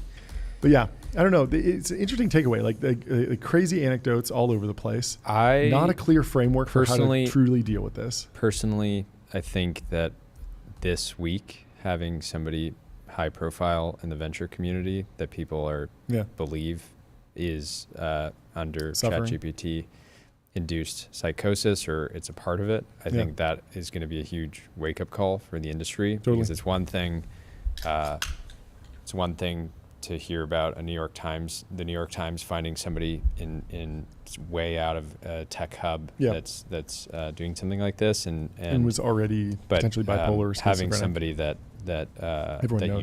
everybody knows, that's invested in a bunch of different companies, like potentially suffering from this is a wake up call for the industry that I think and it's not any one company, right? It's every single lab with a chat app needs to be taking this more seriously, and I'm sure they are. I'm sure this is effectively. I completely agree. I think this is solvable from a research perspective. It's actually a case where it's solvable with more AI. Have an AI read every response before it goes out and say, does this sound like the ravings of a madman? If so, let's take it down a notch. Let's de-escalate. And so I'm almost sure I disagree with Eliezer on the. I probably agree with him with the diagnosis, but not the prescription. Yeah. Right. And I have faith that the labs will be taking this very seriously. And I don't know, I'd be interested to hear from some Anthropic people. Obviously, they take this stuff extremely seriously, as do all the labs. But Anthropic's done I think the most writing on the shape of risks associated with this. So interesting to dig into. Anyway, we should shift to a lighter topic, more cause for optimism. The Reindustrialize Summit is going on right now, and Palmer Luckey is on stage with Ashley Vance, friend of the program, and he is teleporting in as a humanoid robot. Aaron Slodov is there, has a picture of I want to know so much more about this. I need to figure out what mullet. The robot has a mullet. Fantastic. Love to I see wonder it. what robot this is, because I didn't know we were at this stage where you could teleoperate a robot like this. I'm sure Palmer considered what company he was going to use. Anyway, let me tell you about Numeral HQ. Sales tax on autopilot. Spend less than 5 minutes per month on sales tax compliance. Go to Numeral HQ to get started. Let's give it up for sales tax compliance. And we have someone from the Reindustrialize Summit hopping on in just 3 minutes. Chris Power from Hadrian jumping on in with just some a few minutes. massive news today. We also have some folks from Semi-Analysis hopping on. We have Jeremy, who just wrote a fantastic deep dive on Meta's super why don't you intelligence. give some context on the deep dive, and I'll be right back. A true deep dive on, we saw Mark Zuckerberg come out this week talking about the super intelligence team. There's been a ton of leaks around acqui-hires and big pay offers and poaching and trade deals and all sorts of stuff. Semi-Analysis has a lot more information on what's going on, and there are some crazy stats in here. So the most interesting thing is that it feels like Mark Zuckerberg is directly coming for Stargate. So Semi-Analysis has a comparison table with 3, and this is from Ian, who screenshotted it. He says, "This is crazy." And basically, you're comparing Anthropic's next big data center, which is the GPUs will be provided by AWS. This is on Trainium 2 is the chip type. Anthropic's going to go for 780 megawatts, about a billion flops, or teraflops. OpenAI Stargate will be about 2.5 times the size of Anthropic's data center. They're working with Oracle on that. That's Project Stargate, obviously. They're using the NVIDIA GB200 and 300 for that. And now Meta with Prometheus is trying to go straight to 1 gigawatt.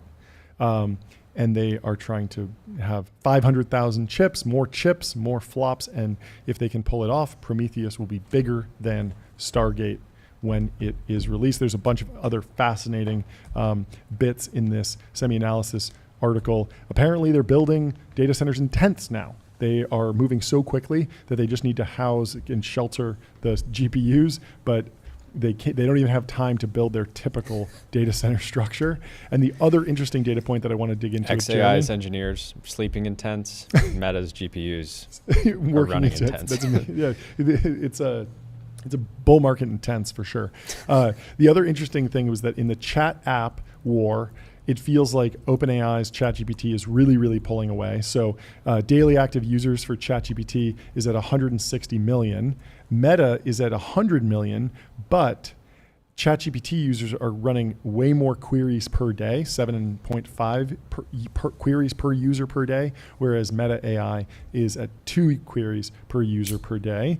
And so as a share of queries, ChatGPT has a 71% market share according to this Semi-Analysis deep dive. And so the chat app wars seem to be maybe less competitive. So that obviously begs the question of, is Meta trying to make that 50-50, come from behind, really dominate in chat app, or do something completely different? Either way, there's a whole bunch of interesting information in here about their strategy, what they're building, how they're training, how they're going to get past the Llama 4 failure. And we'll dig into it with Jeremy from Semi-Analysis in a little bit when he joins the show. But we have Chris Power from Hadrian on the stream. Welcome to the show. How are you? Nice to see you guys. Thanks for having me. Look at you with this background. Fantastic. Step and repeat. We love it. Give us the update. How is Detroit? It's incredible. Just re-listening to Secretary of the Navy Phelan's speech, and said The main thing you can do that's most patriotic is, not necessarily join the services, but become a machinist, become a welder, and help us build more ships in America. And yeah, we announced today that hopefully I finally get my Geordie Hayes size gong. That Founders Fund and Lux are leading a huge $260 million round into Hadrian. With authority. Congratulations. Thank you. And Morgan Stanley is providing us this huge instrument as well to expand factory capacity. Let's give it up for Morgan Incredibly Stanley. excited for the future of American factories and, more importantly, the new industrial workforce. Fantastic. Talk to me about what's the use of equity, what's the use of debt. Are you buying a building? Are you leasing a building and buying equipment that goes in the building? Is it all leased? What are you building out? What's the scale of the next? Where are you doing it? Yeah, where are you doing it? Yeah, so last year in Factory 2 in LA, we scaled revenue 10x last year. Wow. And so Congrats. obviously need more capacity. So we're going to use all of the factory financing capital to buy more machines and put them in Factory 3 in Arizona, which is going to be 4 times the size of our facility in LA. Congratulations. Indeed. And, we're using this capital because we don't want to use equity dollars to scale. We want to use equity dollars to hire more people to build more products for our customers and then use this great financial force of this country to buy all the CapEx to build, more factories, more machines, more production. Okay, so incredibly excited. Dumb question. Factory 2, it's beautiful. It's amazing. It has really high ceilings. You can fly drones around it. Most of the Hormleys, the CNC machines, are like maybe 10 feet tall, but the ceilings are like 40 feet tall. Are you going to double stack this stuff? Are you going to get a building with lower ceilings, or do you need high ceilings? We love high ceilings. Okay, why? We have the most beautiful, highest ceilings you've ever seen. Okay.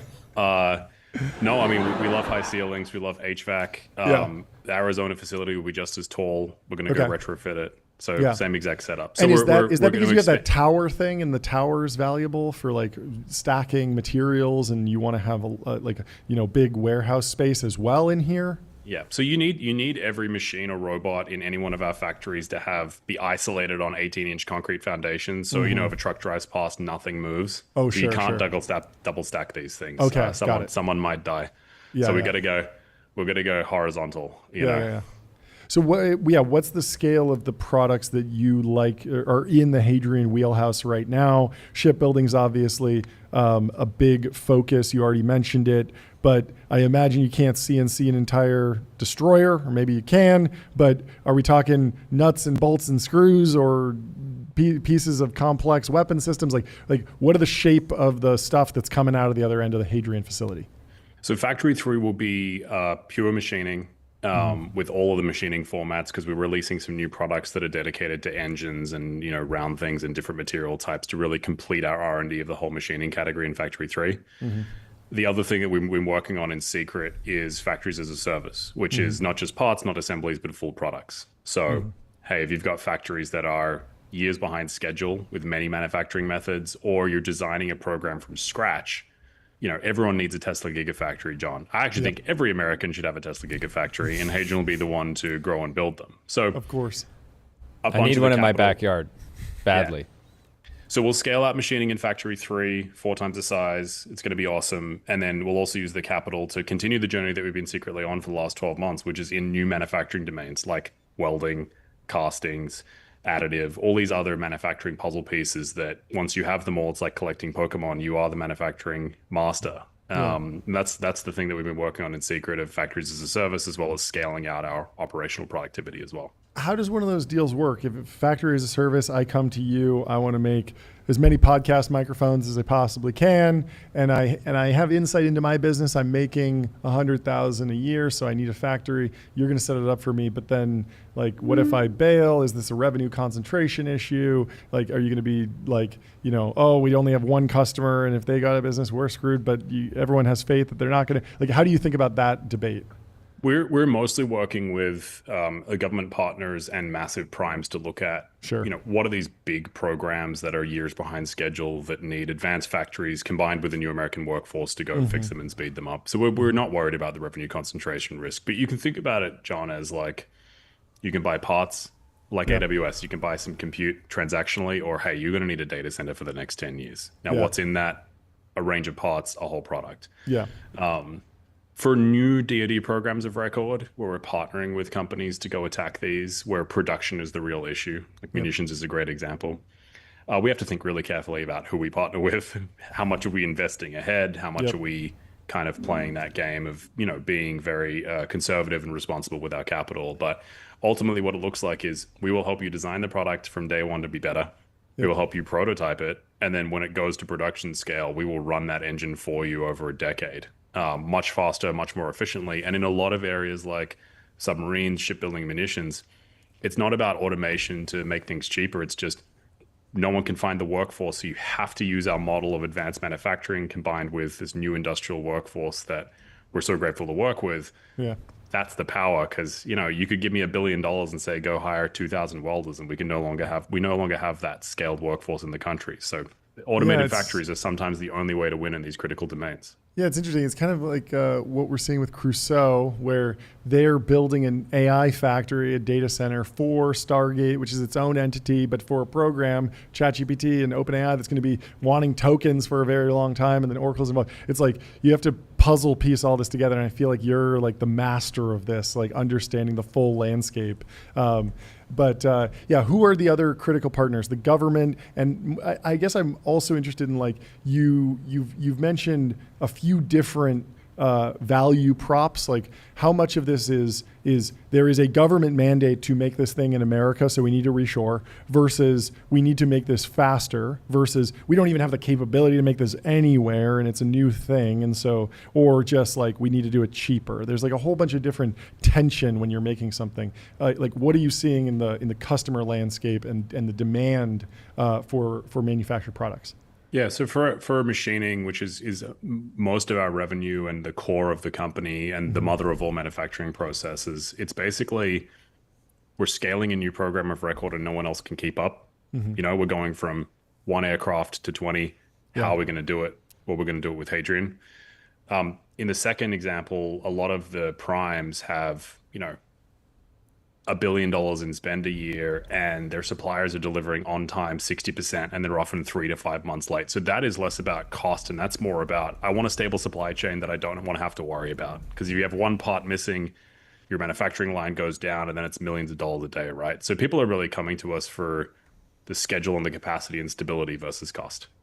How do you think about the history of the shape of the industry? Is like back in the day before the last breakfast or last supper, the first breakfast is coming up, right? The last supper, and there were so many different primes, so many different defense contractors. Was there a split between the factory producer, the factory builder, and the prime? Is this a natural split that we're just returning to, or is this a new industry structure that you think we're going to be building towards for a long time? Because like back in the day when you started a website, you needed a data center. Then AWS came up. Then the websites got so big that you had to build your own data center again. We kind of went back, and that's what's happening in the AI world. But how has this evolved in the past, and then is it going to stay like this forever? And there's going to be this separation between the designer and the manufacturer of the factory.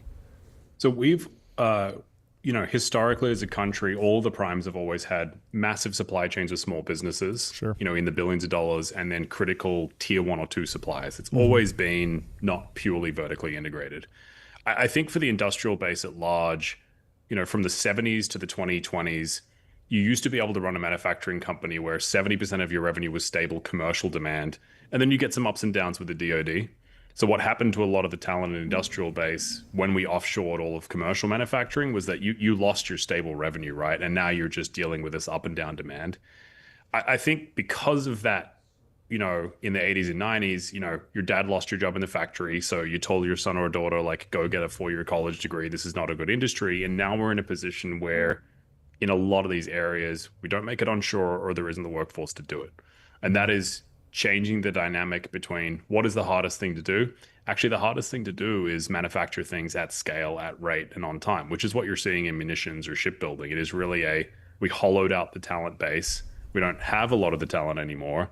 And the only way to do that is use software and robotics to enable this workforce to be 10 times more productive. And it's now flipping. And I think a lot of people in the country forgot how to manufacture products correctly, and now they're coming to us to help them out with that journey, just because of this hollowing out that's now got to come back. So I think it is a new structure, but the primes have always had multiple tiers of partner suppliers and multiple different configurations of that value chain.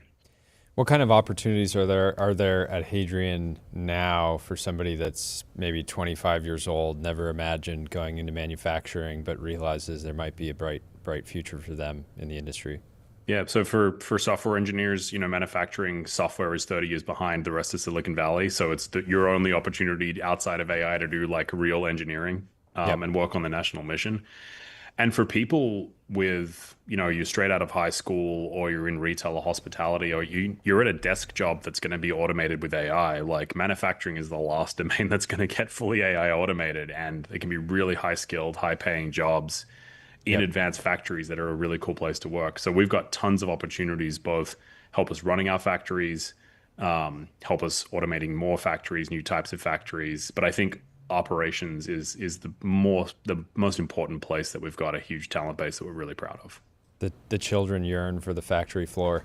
What's been the difference between this year's Reindustrialize and last year's? Feels like a decade has passed since then in terms of excitement and interest in American dynamism and rebuilding the industrial base. I think last year, we pulled it together with the founders, especially thanks to Austin Bishop, who's really built this over the last year. It was a kind of a hope and a dream of, is the audience going to be there and do we really people believe in the mission? And then this year, we've got Trade Ambassador Greer talking about, hey, we're going to change all these policies because reindustrialization and manufacturing is no longer economics, it's national security. Yeah. And you've got the Secretary of the Navy saying, the best thing you can do for the country right now is learn how to weld or be a machinist or a quality inspector. And I think the sea change on people realizing how important it is to be a sovereign nation with sovereign manufacturing is huge. And this year we had a 6,000 person wait list. Half of the government is here, and all these massive companies and leaders like Sham from Palantir, who are really hell bent on this reindustrialization before we potentially go into a fight with CCP. And Robo Palmer. Robo Palmer. I have a question. Yeah, it's such a. I mean, it makes. I think it's such an exciting time because the idea that people don't want to build things, people don't want to create real things, right? There's so many people I know that you say, hey, do you want to send emails for a living, or do you want to make ships and planes and any number of, cars, any number of things that we need to make? And if you actually give them that sort of binary, they're going to say, well, making things sounds really cool. And so we need companies like Hadrian that say, this is important, it's cool, and we have the resources to do this in a really serious way. Yeah, it seems like defense is kind of the most obvious thing to reindustrialize. It's obviously like the most important thing to have ongoing capabilities in. But then walk me through the path of reindustrialization on the product side or on the business side. Like how do you see this playing out? Is it like we do the warships and then we do phones or cars and then the vacuums and then the Happy Meal toys come at the end? What's the flow? What flow do you think it will happen? What are you excited about like on the horizon? So I think the last time we did this, it went from, commercial through defense. Like, we made washing machines and then we made navigation equipment for warships. So we made Ford cars and then Ford built bombers. And I think this time it's going to go the inverse as we get better at it. But it's very interesting. It's like, why is DJI so powerful? Well, arguably because of Foxconn, and that was because of consumer products like Apple making all the iPhones in China. And if you had a similar Foxconn style industrial base, we could probably make a lot of drones here, maybe not as cheap as China, but certainly at the scale we needed. So I think what people forget is that it is an ecosystem that loops into one another. But I think with the cost base and the importance, we start with defense and then loop back. But, I think it was... might have been Westinghouse or another washing machine manufacturer just like decided to build a $400 million washing machine plant. It's like incredible. It's like your dream. That's just as much of a job creator as defense. But I think that we are going to loop around from all these critical defense industries for Hadrian and then right back into consumer, when the time is right. But obviously we're extremely focused on the national mission at this point in time. I cannot wait until our microphones are built in Hadrian factories. That'll be fantastic. I don't care if it takes 15 years. I'm looking forward to it. I'm excited. Probably way sooner than that. Thanks so much for stopping by. Yeah, congratulations. Have a great time. Say hi to everybody on the ground. It pains us that we can't be there. We have over-industrialized our facility, and now it is an incredible lift to airlift this across the country. But we will definitely be at the next one. It's great to see you. Thank you, talk to you soon. Bye. Cheers. Really quickly, let me tell you about ADIO, customer relationship magic. ADIO is the AI native CRM that builds, scales, and grows your company to the next level. And we are fortunate to be joined by Jeremy from SemiAnalysis, hopefully in the studio here, talking about meta superintelligence. Jeremy, how you doing? Good to meet you. What's going on? Hey, doing fine. Hey guys, nice to meet you. How are you? I'm good. Could you kick us off with like an introduction of how you got into this? I've heard Dylan Patel's story of just kind of being on forums and nerding out about this stuff and then turning it into a career, but how did you get into semiconductor analysis? Yeah, sure. So before joining SemiAnalysis, I was a buy-side analyst. So I was mostly focused on the stock market, on equities, looking specifically at tech stocks. I was at long-only European shops, so looking at European stocks like ST Microelectronics, Infineon, all these industrial automotive semiconductors.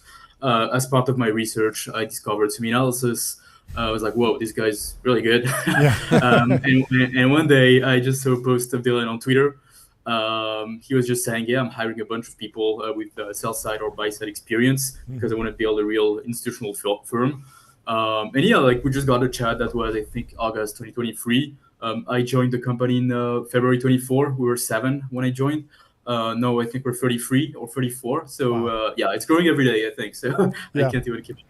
Are there other firms like this in the buy side, sell side ecosystem? I'm thinking of like Ian Bremmer has has a consulting group where he writes books, but then also has a team of geopolitical analysts talking about kind of global macro trends and what's going on the political side. Did you ever interface with any other firms like SemiAnalysis? Because it seems like unique, and Dylan's like AI is so big that Dylan's crossed over from talking specifically to sell side analysts that like even venture capitalists will read SemiAnalysis. No, I agree. I think it's pretty unique. Look, like there are obviously on one end, there are market research firms. There's like folks like IDC, Gartner, and so on and so forth. There are many of them.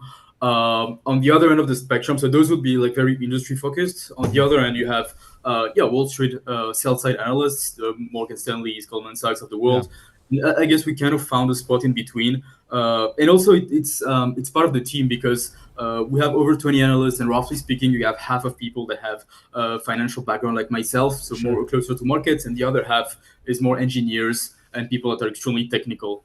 And so we kind of found that sweet spot. And also, that's what's pretty cool is when you look at the different people at SemiAnalysis, like all the guys like myself that have more financial background actually love geeking out and digging into technology stuff.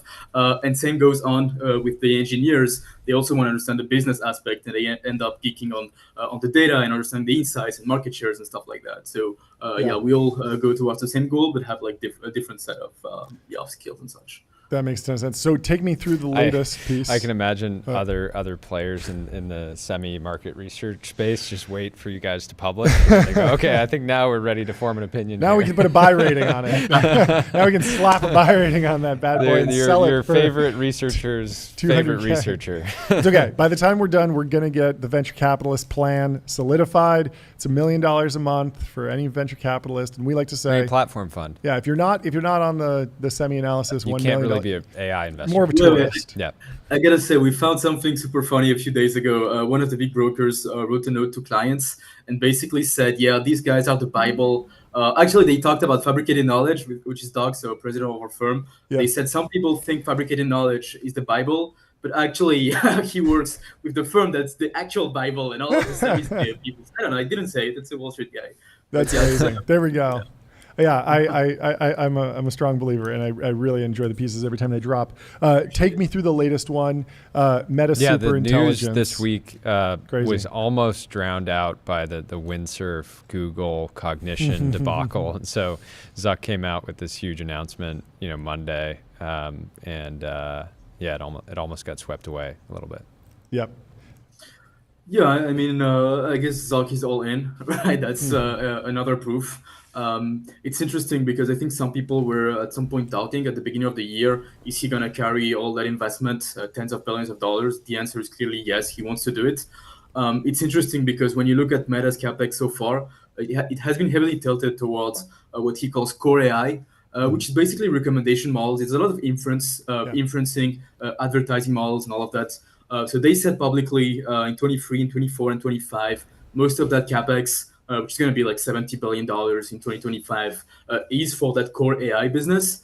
So the Gen AI, the Llama stuff is still at an earlier stage, but the big question is how bold is he going to go with Llama? And I think what we showed in this article, hey, there's a lot of evidence that he's doing it on a very large scale, and that's not just it's not just empty statements and saying I'm going to build a 5 gigawatt data center in a few years. It's actually things that are already built or under construction, already committed capital.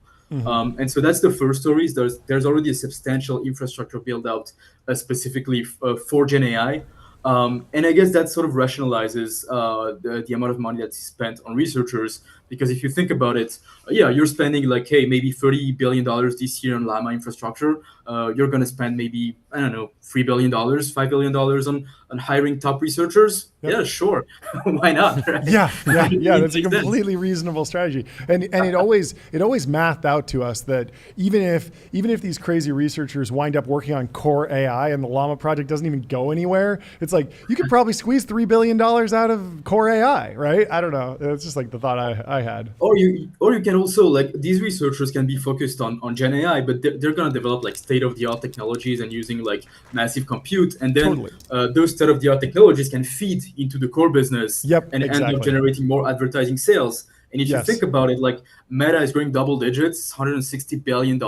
Yes. So every time they grow double digits, we're talking about close to $20 billion of incremental revenue. So it's big numbers, right? It's easy to justify just getting a few $1 billion on researchers.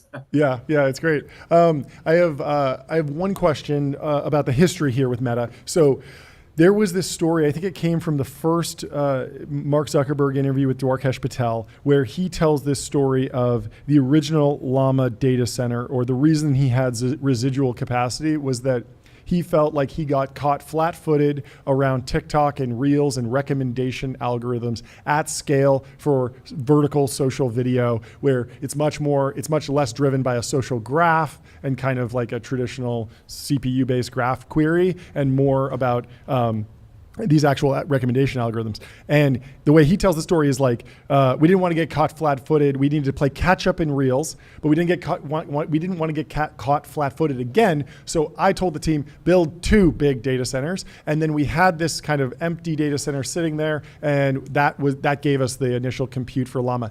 Is that too much of a simplification? Does that feel like what happened? Do you have any insight into kind of like how the Llama project, the initial compute was built out, and then I want to go into the future of the project? I would just say at a high level, if you think about the amount of money that Meta has historically been spending on data centers relative to what they maybe need in theory, like they have always been overspending. Sure. They have always been investing substantially in infrastructure, and same goes on for Google. I think Google to an even bigger extent. But yes, like Meta has been a pioneer in building large-scale data centers. Over a decade ago, Meta introduced their H-shaped data center design. They've been building 150 megawatt campuses since like 2013. So that's not new to them, like building large scale. And that's why they also already had this sizable compute footprint. But in 2023, like sizable was maybe 20,000 GPUs. That was pretty big, but today it's it's outdated, right? You want to be in the hundreds of thousands. And as of today, Meta is to some extent late in terms of training compute relative to others. Again, because they have invested a lot of money, but a lot of that has been allocated to the core AI business. But what we've shown in that article is that they're actually today ready to ramp a massive data center in Ohio that's going to get them to catch up. Talk about the H shape of the data center. Why was it an H shape to begin with? And then it sounded like they abandoned it in favor of just one big tent. What are the benefits of a tent? I want to know about data center shape broadly. Yeah, sounds good. Who doesn't love a good data center shape? Look, the H, I don't know why it's an H. Okay. What's more interesting is the structure of the building. Okay. If you look at one physically, it's absolutely massive. It's close to 1 million square feet. It's just a monster. If you look at the structure, it's also 3 levels. So it's a very complex structure. It generally, what we've observed for satellite imagery is that it takes roughly 2 years to build, and I'm just talking about like first stone to actually getting the project built. So 2 years is a lot. Many people do that in a year or less. So yeah, substantial time to build. It was designed for very high efficiency. So they've been using a system with free air cooling. Like they can get the air from the outside. There's no air to water heat exchange. It's basically you get cold air from the outside. You just expel it, hot air. Super efficient. You can spray some water on it to make it even more efficient. The energy efficiency ratio is typically called the PUE. Maybe you've heard of that, maybe not. Industry average is going to be 1.3, 1.4, which means that for every watt you allocate to servers, you have to spend another 30% or 40% of that power into cooling and power distribution losses and all of that. That ratio for Meta was historically below 1.1. So they were actually they were the most energy efficient firm in the world running data centers. Interesting. But the trade-off is that these data centers took a long time to build and had a very low power density. Got it. And so what happened is, first of all, at the end of 2022, Meta introduced the first massive design change.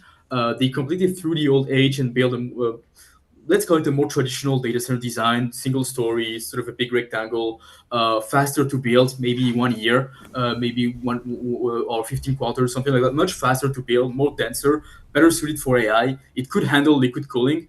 But what Meta thought, look, I think this is what the XAI story actually takes a big role. I think what Elon demonstrated when he set up that cluster in 122 days, he just shocked basically data center infrastructure leaders all around the world. My understanding is that it made everybody's life a lot harder because before it was like, well, if we do this really quickly, I'm going to need a year and a half. Yep. And suddenly it's like, well, there's a new standard. I can do it in 120 days. Yeah. Imagine crazy. like you're the infrastructure leader at a hyperscaler that you have experience developing gigawatts of capacity, and you think you're the best in the world at doing that, and suddenly some guy comes out of nowhere and does it in like 1/4 of the time. So I think many people were really shocked, and I guess Zuck took it the other way and just was inspired by it. Sure. And basically that's where the tent steps in, which is let's make the data center in the shape that I can build the fastest, so that the only bottleneck is just finding some power, and that's it, and buying GPUs. We were saying earlier there's a bull market in tents. Zuck needs tents. The XAI engineers are in tents in the office, and then the XAI servers will be in tents too. Everything's temporary. I mean, Exactly. is there something about the tent structure that's potentially like, okay, this is going to deteriorate faster? Like, what are the drawbacks of moving faster? And then on the PUE question, when I hear a 1 gigawatt or 5 gigawatts that they're targeting, is that total power into the building or total power to the actual servers? Honestly, people generally throw there are both. Okay. In this case, based on our analysis, it's to the servers. To the servers. So it's actually going to be slightly more in terms of gross utility power. Okay, thanks. Oftentimes, you see people quoting total power just to have a bigger number. Sure. Yeah, makes sense. Industry standard practice is to quote IT power. Anyway, in this case, you're going to have 1 gigawatt of compute power by the end of 2026 in Ohio. And then close to 2 gigawatts by the end of 2027 in Louisiana. That's compute power to the servers. So anyway, massive compute for Llama. Is that a vanity metric? Is it a vanity metric to hit one gigawatt exactly? I mean, Stargate, you have on your chart at 880 megawatts. Is 120 or 140 megawatts really going to be the difference between like an amazing super intelligence and the next best thing? Like, it feels like we had to cross this threshold, and 1 gigawatt is like, it's a good headline. Yeah, it's a good headline. Okay. That's more of it. Like, it's not going to change much if you have 900 or a gigawatts. Yeah. But the more the better, right? Like, you still want to have more servers. Of course, yeah, more is better. So it does matter, to be clear. It's not going to change too much, but it does matter. Sure. Yeah, it probably matters for recruiting too. It's like you're going to be at the place with the best. What does the best mean? Yeah. I can $100 million offers, nice round number. 1 gigawatt factory or AI or supercluster. That's a nice round number. It's great. Look, and I've got a better one for you. $100 billion, right? $500 billion target. Oh, and that's yeah. something that's pretty funny to me because actually the Louisiana project, which is 2 gigawatts, they said publicly it's a $10 billion data center project. But if you count it the same way as they count the Stargate project in Abilene, it could be like 150 to $200 billion. So, yeah, it's just big numbers, right? Marketing. Okay. How I don't know if you have a bunch of insights or clarity here, but how are places like Louisiana and Ohio reacting in order to attract these types of data center projects? Are they promising the hyperscalers and the labs, we're going to massively expedite permitting process? Is there like deregulation happening at a local level? What can you say there? Yeah, I think the piece of context is that since, let's say, the end of 2023 or maybe mid 2023, you have a frantic search for power happening in the US and all around the world. And so we've made some we've aggregated some numbers. If you look at the pipeline, so there are different terms like a data center interconnection load queue or pipeline. Basically, if you aggregate all of the load requests that potential data centers have submitted to the grid, in the US, you're above 500 gigawatts. You're close to the actual peak load of the US, right? So what's happening is pretty insane. Those numbers are mostly fake, but what it means is that people are searching for power all around the country, and you actually have a massive competition all around the country to attract those large projects. Because if you think about it this way, like, okay, 500 gigawatts of requests, but in the end, by 2030, you're going to have maybe 100 gigawatts of growth, which is an insane amount already, but it means that just 20% of these projects are actually going to be real. So yeah, there's definitely a lot of competition. So people are doing everything they can to get those projects. Tax breaks are generally today the most standard thing. Accelerating permits, like reassuring hyperscalers that you will deliver on time, that you have top contractors, that you're going to expedite permits. Increasingly, there's being sort of enabling more on-site power solutions as well, like being more open to people burning natural gas on site. All that kind of stuff helps companies, utilities, and locations secure those big projects. I have a question about the shape of the superintelligence team at Meta. When you think about Meta properties, you think about Facebook, the Blue app, you think about Instagram, you think about WhatsApp, and then Oculus and VR is like a separate thing, Quest. But I was toying with this idea that maybe the superintelligence team is more like the database team or the React team, and it's like an infrastructure layer, a project that will have benefits all over the place, but we won't necessarily expect a dedicated vertical that competes with Instagram. It's more about making all the apps better. I want to dive into the chat app statistics that you shared, and try and understand. It feels like it's not exactly a neck and neck race. ChatGPT is pretty much pulling away in terms of percentage share of queries at 71%. Meta's way behind at 12%. Are there any signals that this is something that would be addressed one way or another, or is it just too soon to tell? Yeah, look, I think what we've seen so far is that generally speaking, when you start to deliver a better model, a better product, you just get more users. I think we've seen pretty good correlation between the quality of models and the usage of ChatGPT.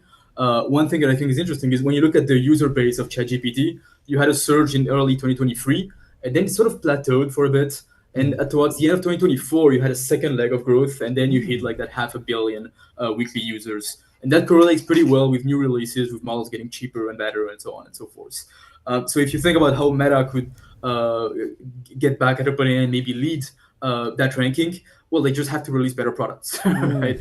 One thing is to have good products, and the other one is to have a good distribution platform. And obviously, they have the distribution platform, right? 2 billion daily users.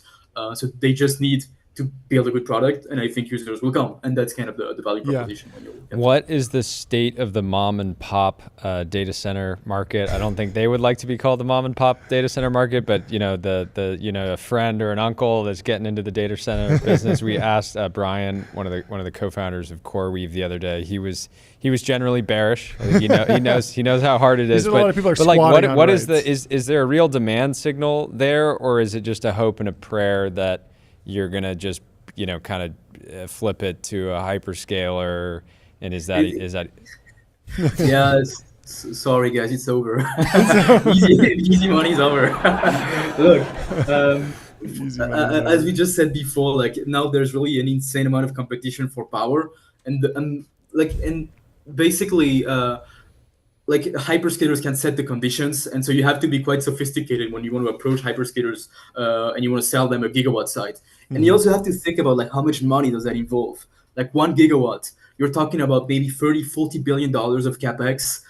So when you sell a 1 gigawatt site to a hyperscaler, it's not going to be a small decision for them. Yeah. To be clear, like buying the land, maybe, I don't know, a few million, like who cares? It's not a big deal. But if they do make the purchase, like they intend to do something about it. So like, yeah, they just don't want to take it lightly, and they have multiple options today. So for a mom and pop that sort of doesn't dig into what they should actually do and all the requests and such, they're just not going to get new business today. But some people made a lot of money for sure in 2023 and 2024 by just having like luck. They had 50 acres near a high voltage line and just sold it for a few. That's amazing. It's funny to imagine you've been building a data center, a little mom and pop shop for the last year, and then the Death Star data center just starts like popping up next to you. Oh no, I'm it's over. What can you tell us about what changed between Llama 3 and Llama 4, and exactly what happened with Llama 4? You call it a failure. How did that happen? Because we were so scale-pilled, right? Scale is all you need. Just scale up the big transformer. But you dove into it and gave so much more detail. How can you contextualize and explain that to us? Simple ways, just a bunch of trade-offs that weren't in the right direction. Like I think if you want to simplify it, you could say like to some extent you reach peak pre-training in 2024. I'm simplifying it. I don't think it's peak, but let's call it for now it's peak. I think as Blackwell ramps and so on and so forth, you're going to see a new push up. But for now, it's peak.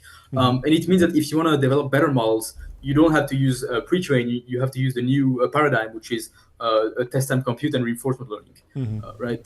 And to do that, there are some specific trade-offs that you have to do. And basically, Meta just took a bunch of options in terms of their attention mechanism, in terms of the way they route to experts and stuff like that. Just a bunch of decisions that aren't very well suited towards this new paradigm. Which means that their flagship model, Behemoth, the largest one, is just not very well suited to this new era. And that sort of contrasts with, think of the Chinese labs. They are sort of in the opposite direction because they don't have state-of-the-art chips. They don't really have an incentive to push very hard on pre-training. And so they have been thinking harder about pushing on post-training, reinforcement learning, and test time compute and all of that doesn't require such a large centralized cluster. As such, it's kind of those two paths. Like on one end you have Meta, on the other end you have the Chinese, and what the Chinese decided to do is just better suited to the current paradigm. So just a bunch of bad decisions, or to some extent unlucky. And so that seems like that ties to this. There was this post by Rune, anonymous account on X, saying that there are in fact some secrets about what paths of the tech tree you want to go down. You poach the right researcher, they come over, and on day one, they can tell you that chunked attention might be wrong for this particular training run. Is that what you think is driving the high salaries? Is that the dynamic at play? Yeah. Okay. Yeah, you want the decision makers that understand exactly what trade-offs are going to do, that also know how to properly evaluate things, or what kind of steps you should take to make sure what is the right choice. And so, that's what you want, the decision makers that have experience, that know how to do stuff, and that can easily identify the trade-offs and know if I want to go in this direction, more reasoning, more RL, all that, you should do that attention mechanism and not this. Do you have any insight into like the shape of the Behemoth project right now, or like the failure mode? Like, is it like it would be bad at math, or it would be bad at talking to it for a long time, or it would be bad at needle in a haystack in a big context window? Like, we've just heard like it's not good enough, it failed, but like what would that feel like if I were to use Behemoth and for a long time, and I'm like, oh, this is weird, or it's bad, but in a weird way, because it seemed like it was good at some things, but then just not good at everything across the board. Yeah, let's just simplify it and say agents. So basically, tasks that require using tools, that require reasoning, that require long context windows and test and compute. It's not very good at that. Okay, got it. Jordy? Last question from me for now. What are you expecting out of Meta over the next 6 months? They have talent now. They have scale, but the new team is going to need to gel, and it's going to take some time to really start delivering. So, are you expecting a lot of public launches over the next basically the back half of this year, or is this more early 2026? I think back half of the year makes sense. Really back half, like think end of Q4 or beginning of Q1 26. But for sure, you're gonna have a few months where probably not much is gonna happen. Because like as of today, we showed a bunch of pictures of the current cluster, so they already have data center capacity, but there's still some time in order to actually put the GPUs in place and make sure everything runs. So they're gonna have some sizable compute that's training ready somewhere in Q3, and so actually have a product release that's more of a really end of the year, but most likely early 2026 I would not be maybe surprised. December. I wouldn't be surprised if New Year's Eve we're back on the show talking like we are now about a new drop. Can you can you talk me through some of the trade-offs or how the open source war is playing out? Dylan from SemiAnalysis posted that the OpenAI model, open source model, is expected to be really, really good. That was I thought the open source strategy with Llama was a great way to be superlative on day one. It's like, it doesn't need to be the best model. It doesn't need to have the most DAUs or MAUs, but it's the best open source one. And so as superlative, you get the headline. It's the attractor for talent. Hey, we're doing something different. We're the best in this one narrow thing. And there's a question about at a certain point, does the math make sense to continue to open source? But then when we went through the DeepSeek moment, it felt like DeepSeek was very much distilled from the GPT-4 API, not a Llama fork. And so the whole debate over, some Chinese lab's just going to fork Llama and then improve it. So what is your kind of state of the union on open source AI? The Chinese are eating open source. They're just dominating the market. It's like one lab after another. It's not just DeepSeek. You had DeepSeek, then you had Alibaba. Recently, you had Moonshot with the Kimi model. They're just really good at open source. At LLMs generally, and they're open sourcing everything because it's they're in some sort of the same position as Meta. Like they're not leading, so they don't have any incentive to be closed source. They want to build an ecosystem, so it makes sense to go open source. And there's just shipping faster than Meta and shipping better than Meta. Meta is just way behind on open source. And actually, the West is behind on open source. The Chinese are just way better at it right now. Is open source important, or is it more just marketing? Because I've always had this thing about the difference between what was it? Stable Diffusion was open source, Midjourney was not, and Midjourney was able to get the data back from the customer because you generate 4 images in Midjourney. To me, it's only open. Thumbs up. To me, it's only open source if it's from the Mistral region of France. But talk about the flywheel of open source. Is there an advantage there, or is it really just if you're not in first, you might as well open source? Yeah, I think it's more what you said. Is if you're not a leading lab, you might as well open source because you want people to sort of just help you out, give you some feedback loop, build an ecosystem. It just makes sense. Also, I would say for the broad community generally, it's good to have open source because it's better for adoption. Anyone can sort of play with the models and develop new applications on top of it and such. I think for everyone, it's good that there's open source. But again, if you're not Google, if you're not OpenAI, if you're not at the very top, you don't really have an incentive to be secretive about what you're doing because you're not the best anyway. Yeah, that makes sense. Jordy, do you have anything else? This was great. This is fantastic. Please hop on whenever you post anything. I'm sure we'll be giving you lots of calls because this is a fantastic conversation. Really appreciate it. Enjoyed it. Sounds good, guys. Cheers. We'll talk to you soon. Talk soon. Bye. Quickly, let me tell you about Fin.ai, the #1 AI agent for customer service. The bake-off champion. The bake-off champion, #1 in performance benchmarks, #1 in competitive bake-offs, #1 ranking on G2. And we have our next guest in studio, in person. We have Jesse from Coinbase coming in. Yesterday, Jordy went over to Coinbase's launch event for Base. Let's bring him in. Jesse, welcome to the stream. How you doing? Welcome. The walk-in camera. The walk-in camera's working. There we go. Let's go. Oh, God. Thank you. How you doing?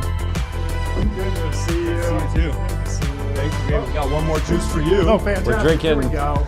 We're drinking drinking base Base. juice today. Yeah, we call We're this the base drinking virality Base. juice. How's that Okay. land? Viral Yes. juice. Fantastic. Fantastic. How's it going? Awesome. How's the show been so far? Super been fun. fun It's all been over a the crazy place. day on the internet. You guys are lucky you launched yesterday and Yes. not Oh my this God. morning. One Coldplay conference changed the timeline forever. Yeah, I know I saw really that this did. morning. I woke up, I was like, wow. Yeah. Glad this rough. happened yesterday. Oh, Yeah. yeah, because I mean, it's No, so I mean, hard to launch OpenAI, these days, we're right? having a couple people Yeah, from yeah. OpenAI on. And it's later such today. a big day for legislation in the United States. I mean, yeah, the this Genius is Act, the right? Genius Act and the Clarity Act just passed. I'm finding out Well, the about president this is going to right sign now. it, I think, tomorrow. Yes, Okay. Genius App stablecoins will be passed and signed into law in the United States this year. I mean, this week, which is an incredible milestone. Okay. We've been working towards it Take for that, 3 wh- years, what's the 4 impact years, for you? 5 years. I mean, the impact is that for the last decade of crypto, there Yeah. hasn't been regulatory clarity in the United Yeah. States, which means that entrepreneurs and yeah. consumers haven't actually been able to benefit from this technology. yeah. And we've been working to build bipartisan consensus that we Yep. need rules of the road in order to make sure that crypto works. And I feel like Coinbase has always been like the conservative one. And it paid off because during the end of the ZERP era, basically all of Coinbase's competitors went out of business. Like, it was chaos, right? Yeah. Good amount. And I remember talking to a public markets investor at that time, and he was just saying like I feel like Coinbase has the mandate of heaven. Like they are making it What through. what was the low? Was it like $7 billion? Something at like some that. point? Yeah, in probably weren't 2022, checking the, the sh- chart the that share much. price went to $32, Yeah. which was below, I think, the Series E price. Wow. And I had joined, like a couple years before the Series yeah. E price, but we all experienced that. Yeah, Like, what was your Yeah. path to Coinbase? Were you building something else before? Yeah, Okay, break that down. I dropped out of school and started a company. It was called Clef. We did identity, Okay. and so the whole idea was how do we build an identity that's the next thing after passwords that was decentralized that anyone so could this was access. a crypto company. It wasn't quite crypto, but we worked Okay. with crypto companies. Okay, so, okay.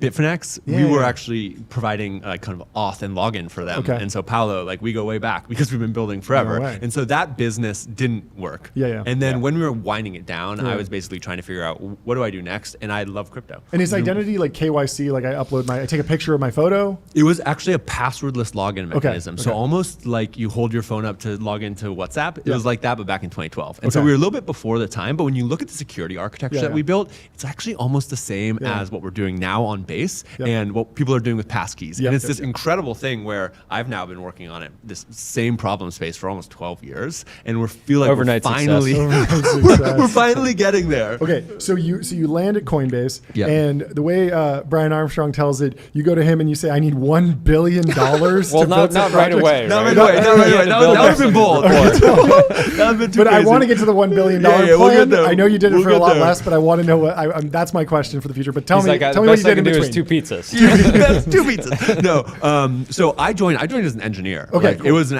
acqui-hire process. My Cool. whole team actually sold to another company, to Oh, Twilio, interesting. but I was so excited about Early Coinbase. to the First to the go. double. I was like, let's go. And so I joined Coinbase, Yeah. joined as an engineer, and then pretty quickly on, I just started leading teams. They asked me, hey, can Cool. you take on a team? I took on more. And for the next 5 years, I led all the consumer businesses on the Mm-hmm. engineering side. So if you know Max Brandsburg, he runs our consumer product. Me and him were product and engineering counterparts, with him Okay. running product and me running engineering. Awesome. And then after 5 years of doing that, I thought I was going to go start another company. I'm like a founder. Yeah. I actually put in my notice and said I'm quickly, leaving in 6 months. In those 5 years, what products were you building? I was At building Coinbase. Coinbase Pro, and Coinbase Wallet. Okay, got it. So like anything that you've touched as a Coinbase user, Sure. those were my teams. We Got it. rebuilt the whole product from scratch, migrated us to React Native. And It was a Coinbase whole Wallet insane was the thing. first decentralized product in the Yes. Coinbase ecosystem. So I think the context here is like the core business and why the launch yesterday is exciting is the core business was always centralized, right? and And it was a custodial. gateway to get on chain, Exactly. custodial.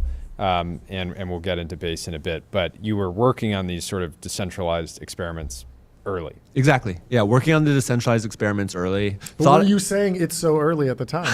I'm an optimist. He said he typed GM and posted it probably 100,000 times. Yeah, but I thought I was going to leave, but I actually started having conversations with Brian about what did the future of Coinbase look like, and what would it look like if we leaned even further into this kind of decentralized world, built more things on chain, because Coinbase had started 10 years ago and it was traditional Web 2 business. And so again, the first thing I did was I went to Brian in the kind of fall of 2021 and our exec team and said, if you give me 1 billion people and 60 employees, this was like peak 2021. $1 billion and 60? 60 employees. 60 I'll turn employees. Coinbase into a DAO. Okay. And they were like, ha ha ha. Okay, but why? What would Sir, you have done? We're a public company. Sir. Yeah, if he had said, I know what you do with $1 billion if you're Meta and you build a big data center and you have to pay, half of that to Jensen Huang over at NVIDIA. But what would you have actually done with $1 billion? Like, I don't even know what is that. Is that we didn't really have as good. Okay, plan. it was more just like let's take the constraints off. Let's take the constraints off. Let's go and do the thing. Right? We have this big public company. It's a crypto leader, but it's still built on Web 2 architecture. Sure. How do we move it on chain in this new way? And so it was the vision was there, but the execution strategy wasn't there. And so, in the other context is that Coinbase has been in this incredible position of being the gateway to get on chain, and you see this with the Circle IPO. People were like, wait, Coinbase makes a lot of Circle's revenue as a stablecoin issuer, but you guys had always basically said, everything on, you guys do whatever you want on chain, and a bunch of great companies sprung up to kind of service that market, but you had to be hands off, which I imagine was pretty frustrating. Yeah, I mean, I will say that early on, so Brian has always had the vision of this self-custodial world. He's even had the vision of a super app in many ways, where the first version of Coinbase Wallet was actually called Toshi. It was a messaging product with apps in it. Oh, interesting.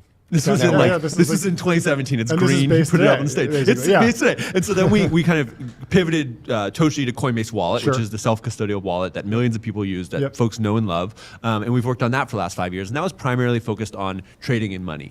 But as we've built Base over the last 2 years, which has really been a builder ecosystem where people are building apps, we've seen two problems emerge. The first is that everyday people, when they're trying to use crypto and trying to kind of figure out what's going on here, it's really hard to actually find things to do and that are useful. Maybe they come on chain for a coin, but then they kind of get lost. They're like, what are all these things? How do I actually use it? And then on the other side, we saw that we had thousands and thousands of builders and creators who had these incredible products that they were building, but they couldn't actually get them in front of people. Like, we were missing this connective tissue. And so 10 months ago, I talked with Brian. I kind of came back to running the Coinbase Wallet team, which I'd worked on for a long time prior. And we kind of jointly articulated this vision of, well, what if we built the kind of app that solved that problem and brought all of these things together? And this is what we launched yesterday. It's the Base app, and it's an everything app that lets you create, earn, chat, trade, and discover this. Pay for things too. Pay for things with Shopify. At Erewhon, you can now pay for juice with Base USDC on Shopify, powered by Base Pay. The whole thing kind of comes together in a new way where, because we now can bring together this marketplace of kind of developers and builders and businesses on one side with consumers through a really easy to use experience, we're going to be able to grow crypto a lot faster and spin the flywheel. Would I imagine launching Base in the way that the product is today? I know it's a pure software business, so very different from the Coinbase's traditional business, which is effectively acting as this regulated financial institution. Would it have been possible to launch this a year ago, or did you need the White House to launch some tokens and a few other events? Well, I think the biggest thing that we needed is the technology to mature, right? So when we had this vision 3 years ago of building Base, the first thing we started with was actually the platform. Right, it was the chain, because we'd spent a year trying to figure out, okay, what's the product we build to kind of bring this next generation? But explain though. So you had the chain, but there was no token attached. How do you get people to use it? I feel like the playbook in crypto is like we went back to the tried and true method that people had been following for 100 years, which is that you focus on building a product that people love. right? Like I think there's been this whole distortion in crypto for the last 5 years where people are like, oh, you get a token, you pay people to use your product. And we basically said from the beginning, no, we're going to build a chain. It's going to be a developer platform. And we're going to figure out how do we make it the best place for builders to build. And that's exactly what we did over the last 2 years. But if I take it to like the Bitcoin analogy, it's like the reason that people set up data centers to run the Bitcoin network is because they mine Bitcoin and that has financial value. And so there's this economic incentive. And now that gets distorted all the time when people run like random chains and stuff. And I understand the rationale, but is there an incentive for other participants to help run the infrastructure, or are you doing something where you're splitting it across different groups? Like how does the actual chain stay on?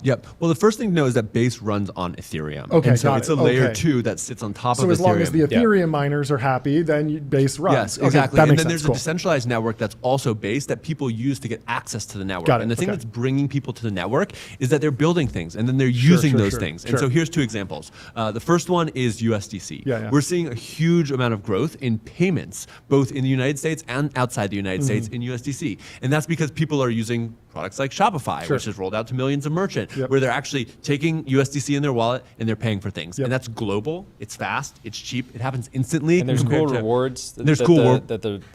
It's retailers effectively, which is if you pay with USDC, will give you 1 point back or something like that because the you're not interchange eating fee should be exactly debit card or credit card. So it's 1% back with Base Pay, and you can earn 4.1% on your USDC when you're holding it. It's pretty good, right? And it's an instant global payment method. So any business in the world can integrate it, and then anyone else in the world can pay for things.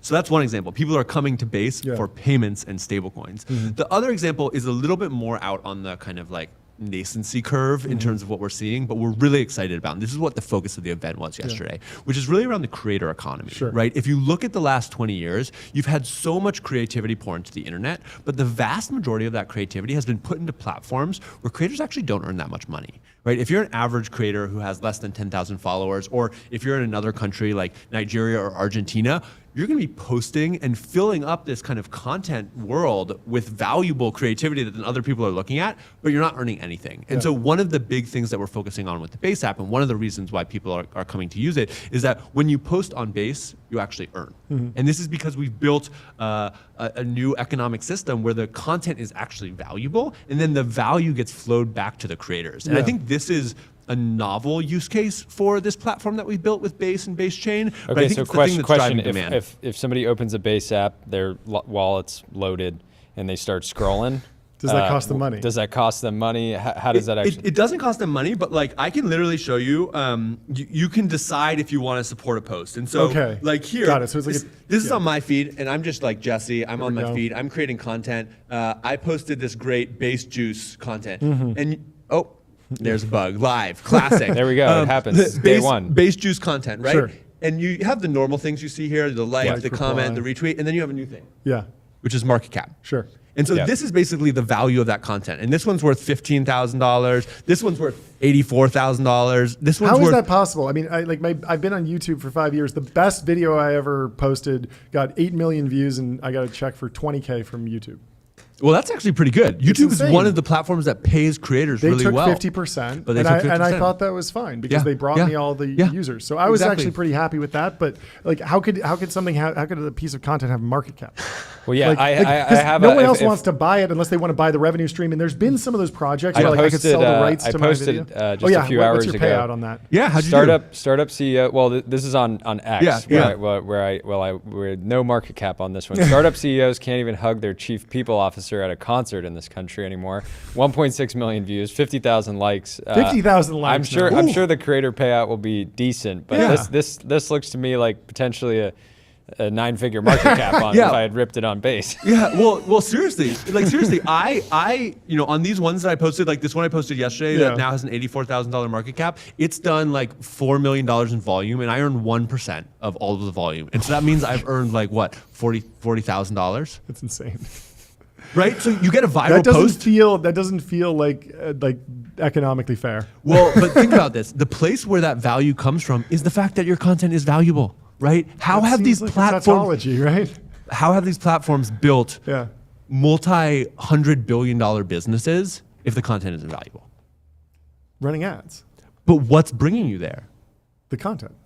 And then they pay you to bring more content. Because An ad is a way of monetizing the value of the content. Yeah, but the no, content itself is valuable. And what's happening on the base app now is that value is being kind of figured out in a free market. Yeah. And then the kind of the economic offloads of that value are getting redirected back to the creators. We love ads at this show. Will we be able to see ads in the base app? I know you guys acquired Spindle. I don't think you're ready to talk.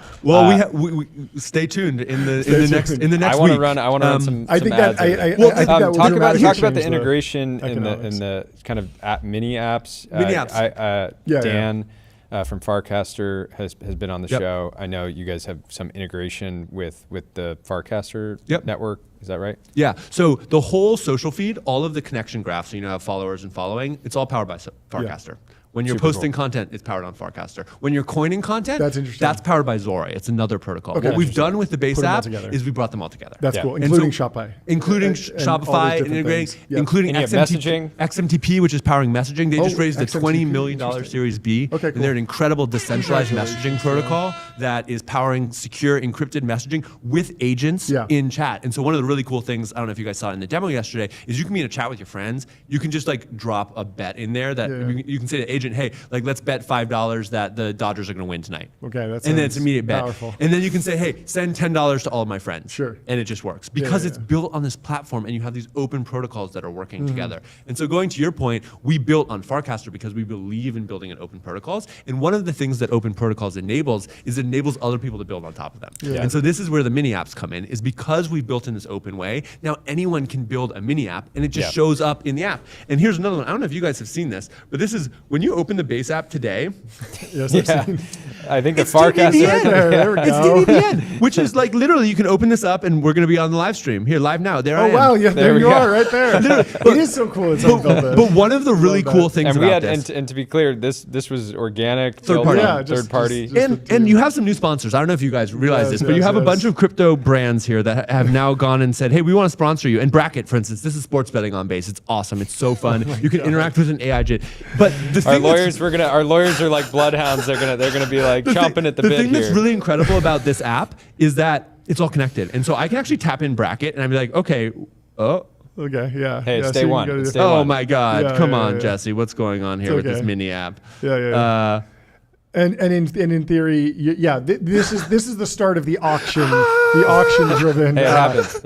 But this is the start of the auction-driven ecosystem that actually results in real transfer value. Real value is created at some point. So this is a new ad. I'm like, ooh, I like Bracket. Whoa, now Bracket is right here. Okay. And then I'm like, okay, I'm just gonna buy Bracket, and I'm be like, cool, let me buy $5 of Bracket. This is not financial advice. This seems like we're not gonna buy it. We're not gonna buy it. Well, the thing that's fun is like it's just wildly chaotic. It's an entirely new surface area. Coinbase has never been about chaos, but and I'm not saying that Base is, but creating an environment that's just like a free for all.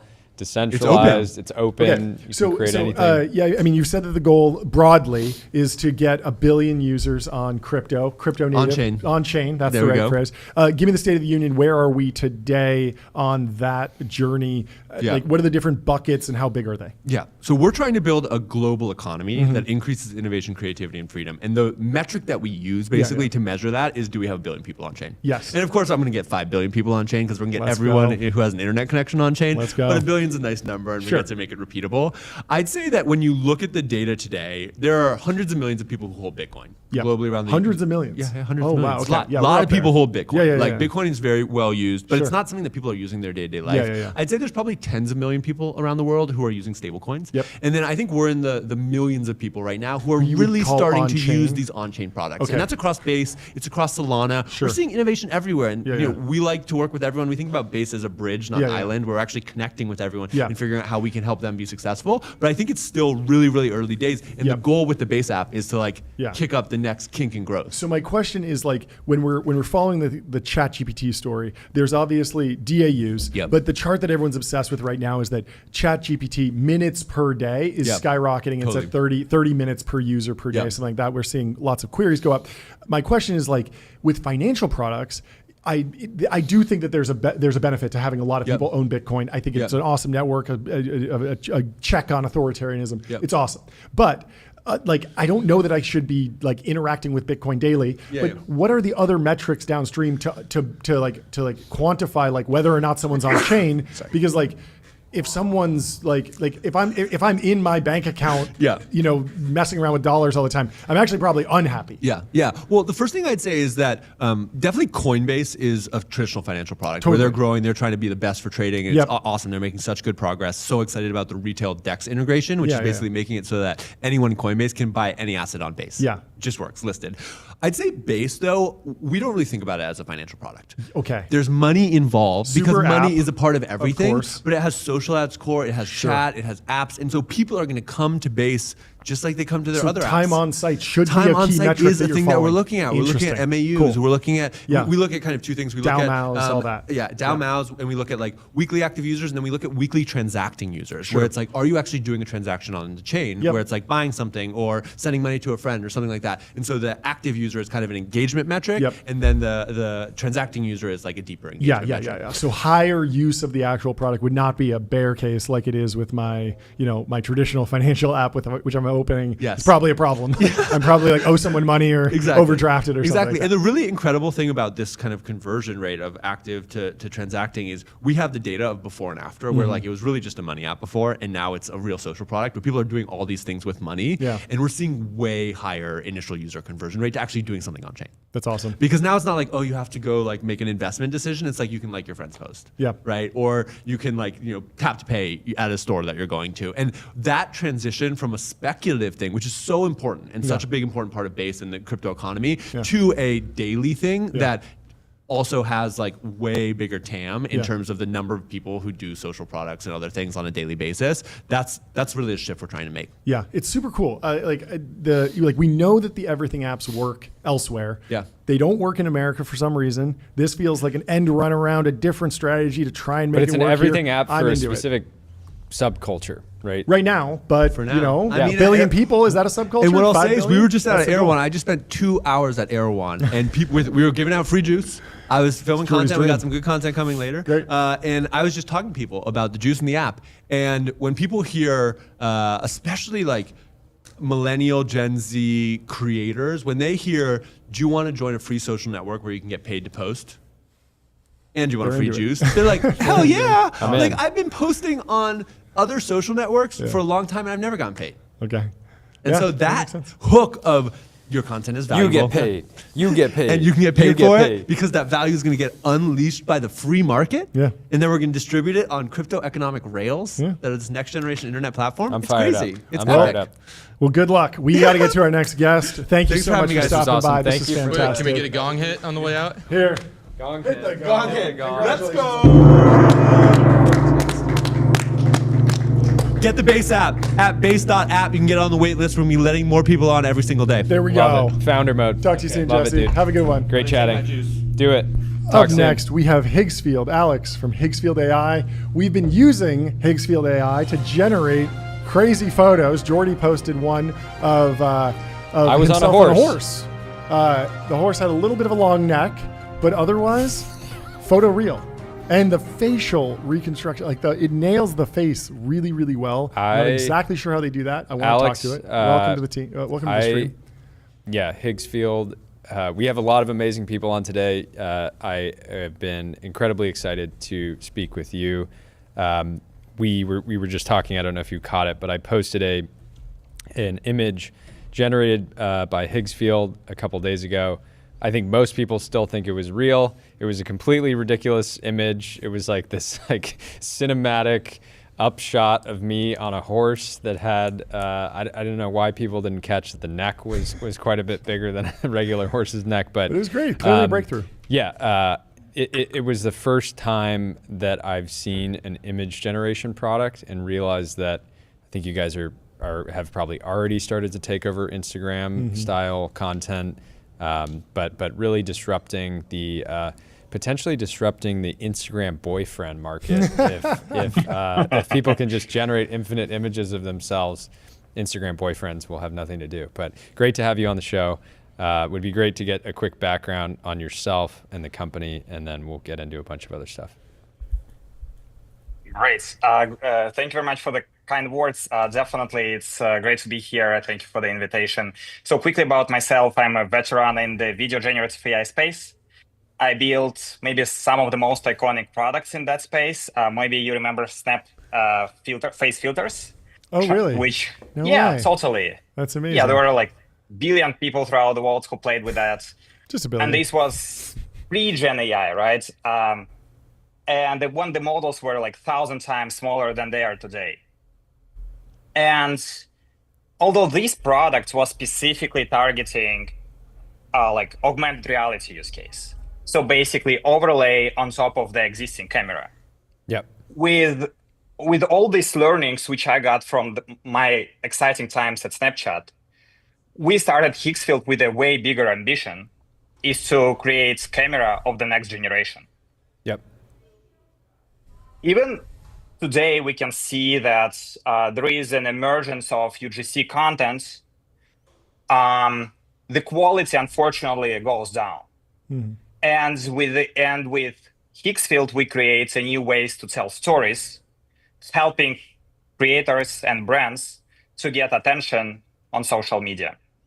What's the key insight? Do you think, how important is it to create a great image generation model? Just scale. You just need to throw a ton of compute versus changes in the algorithm. We've heard rumors that images in ChatGPT isn't pure diffusion. There's some transformer architecture in there, some different layers.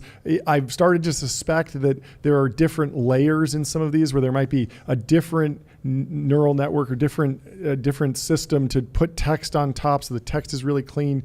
Are we kind of recreating Photoshop at a certain level? Talk to me about the actual technical infrastructure to the degree that you can. Totally.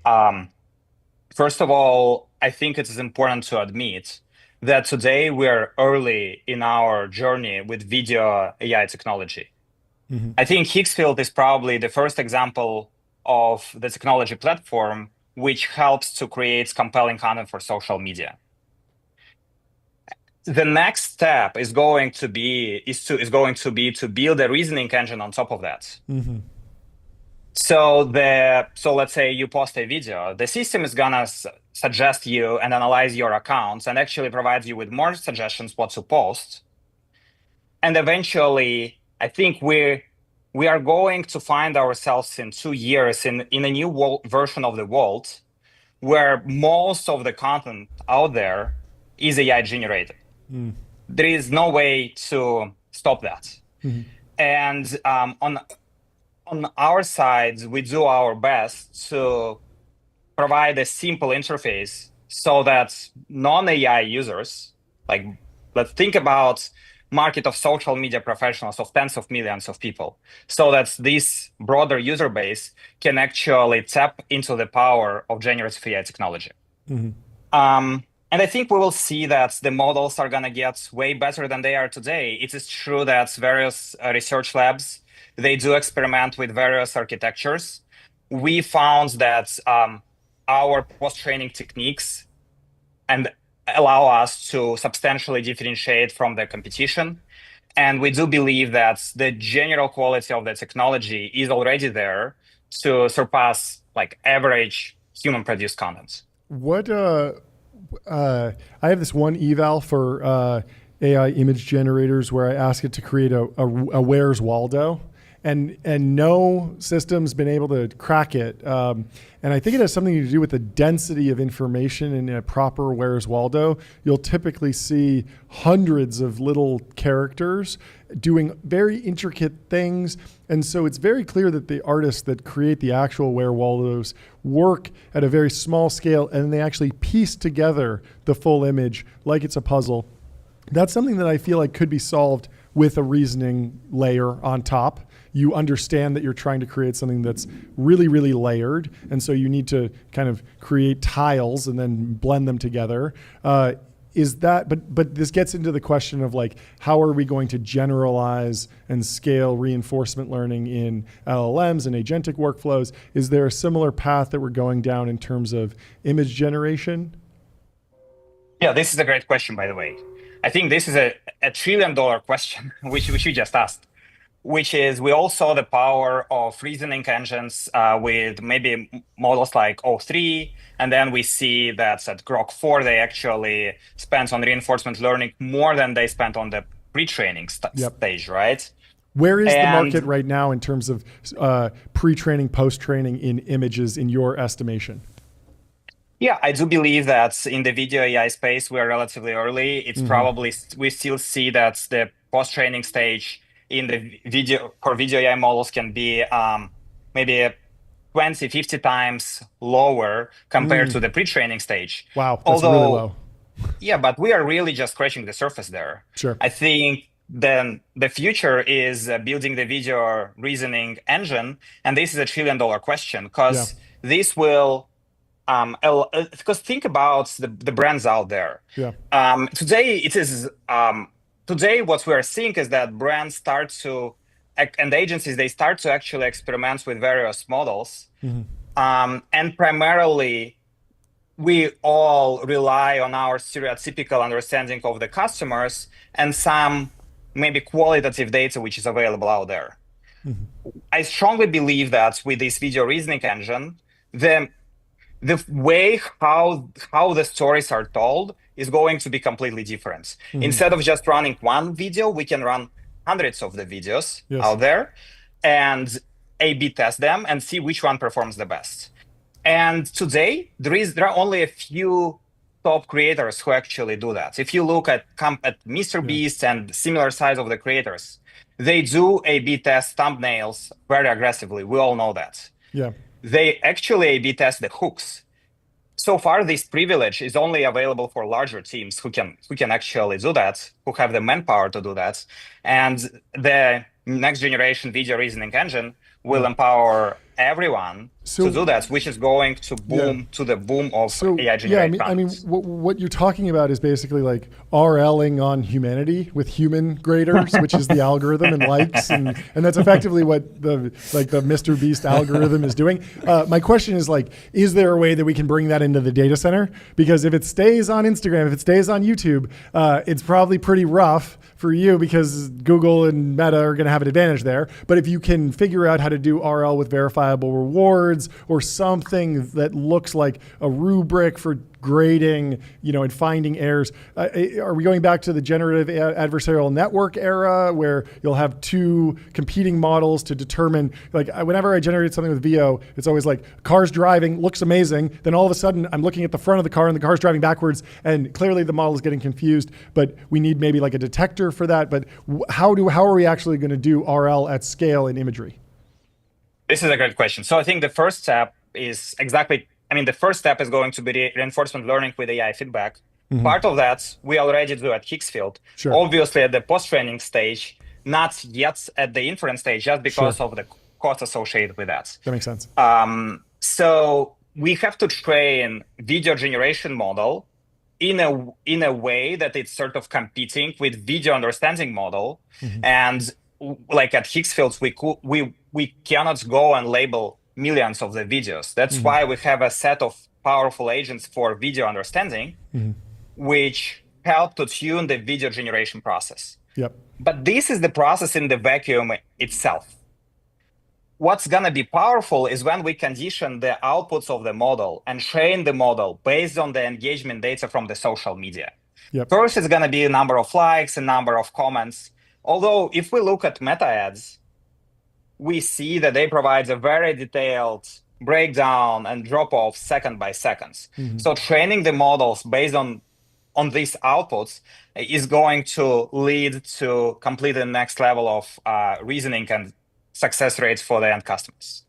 Cool. We have another one. I know we're totally over. What happens to the legacy Instagram influencer that has built a business basically on envy? They're constantly traveling around the world at the best hotels, on boats and private jets. What happens when anybody can be on a private jet, on a platform like Instagram, or on a yacht somewhere? Have you thought through kind of the implications for the tech across different categories of content creators? Totally. So first of all, I need to admit that we're a technology platform first and foremost. although we think about ourselves as a scientist and we are constantly monitoring and listening to the creators and how they use the technology.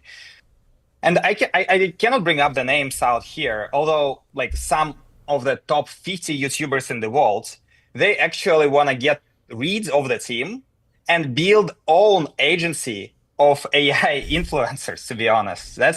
They actually have a bunch of ideas which they want to tell, and they don't want to condition their existence on the social media just to their likeness today, because people just are getting older and sometimes they get irrelevant. We have seen many examples of that on social media.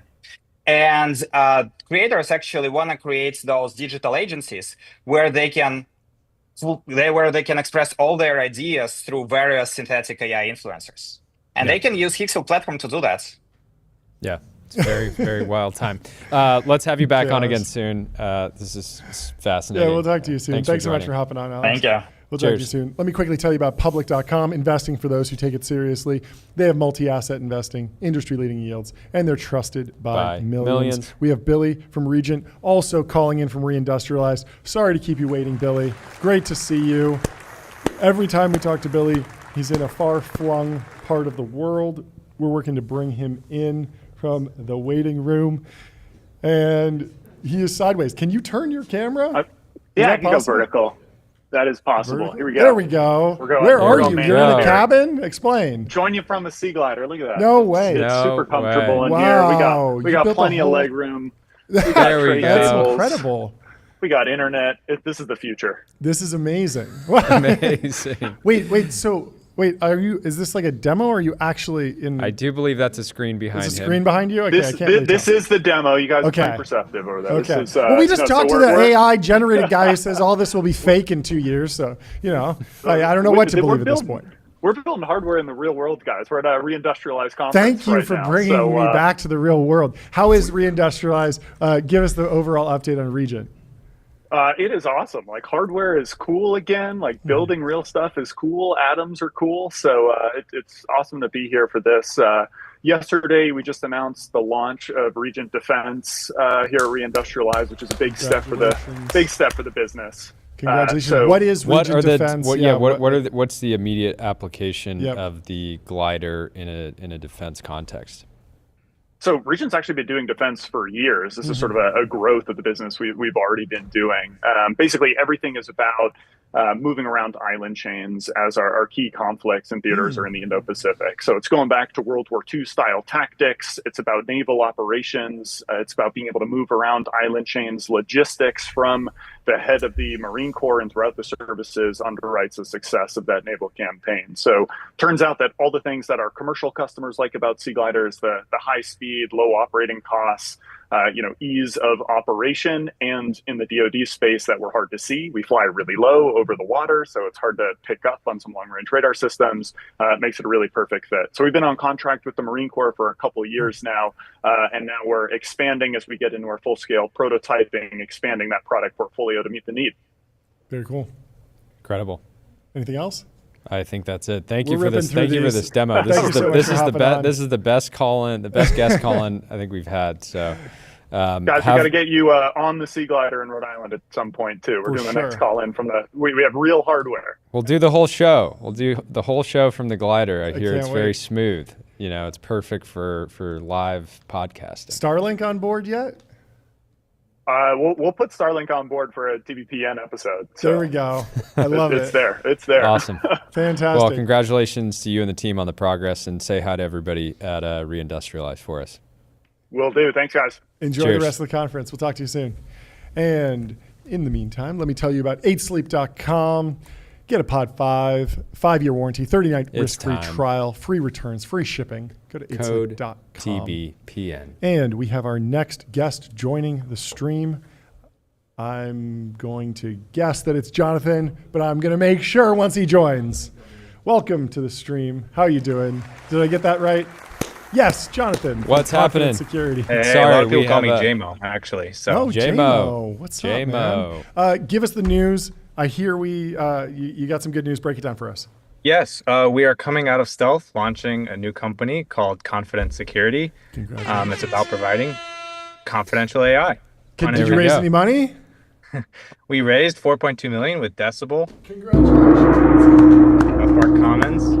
Congratulations. There we go. Why is confidential AI important? I can imagine a bunch of reasons, but what was the kind of catalyst to start the company? Yeah, I think, unless we do some work, I think we're going to have Cambridge Analytica times like 1 million, essentially, unless there's just too much incentive for folks to train on data, and people need to care about privacy. So we thought, Apple shouldn't just be the only ones providing privacy. Everyone else should do it too. Give me some concrete examples of how to use the product. What data specifically am I keeping secure? Is it stuff that's on the web, or because I feel like if I have an air-gapped data center somewhere with a whole bunch of hard drives, there's no crawlers that are getting to that. That's right. If you are taking if you're using the air-gapped data and you have your own GPUs and it's completely in there, you might care about various users inside your air-gapped environment not seeing all the data. Standard like top secret versus secret type of stuff. But this is, you're an employee at Pfizer and you upload a PDF to OpenAI that describes how you do drug discovery. Maybe you care about that secret. Maybe you care about how it's going to be used. And after the recent OpenAI court case, where they were forced to retain deleted data, I think people are being a little cautious. So how does how do you actually plan on plugging in to companies? Like, how does the product actually get installed and used on a day-to-day basis? So it requires two parties. One party who's running the server to install our wrapper around it, and then the other party who's like making requests to that server to use our SDK. And essentially, you can think of it as like a very specialized form of encryption, where you can only decrypt the data that you've submitted to the server if you've met some constraints, like you don't log the data, you don't train on the data, no one has access to the data, all that type of stuff. And is that just like enforced at an engineering level, or enforced at a legal contractual level? It is a technical level. Great question. Level. Okay. And that's what's different, right? You can make promises that say you want to train on the data, but it's a technical guarantee, and it's essentially a bunch of fancy cryptography that makes that guarantee. So we actually offer unlimited liability and indemnification for data breaches and misuse, because we're so convinced that we cannot see the data. No third party can see the data. Yeah. So, what's the go-to-market like? You mentioned example of like a big biotech company. Is that the most obvious customer, or are there other segments that are logical? Biotech, legal, finance, of course, defense, and government, and not just like pure defense, but local jurisdictions, states. They're all trying to figure out how to deal with freedom of information. When have you made something public? Was it too soon? This helps, manage all that stuff. Privilege for lawyers, same problem there. Trying to figure out, well, if I give my data to OpenAI, have I disclosed it and it's no longer subject to privilege? That makes no sense. Super interesting. Close it out with how big's the team? Where's the team size going? What are you hiring for? What comes next? We're about 6 people right now, and we've been building. And now with the launch, we're ready to start selling. And so our focus is bringing on salespeople. I've done 2 previous companies, and every time I've learned that I should spend more on sales. So that's what we're doing.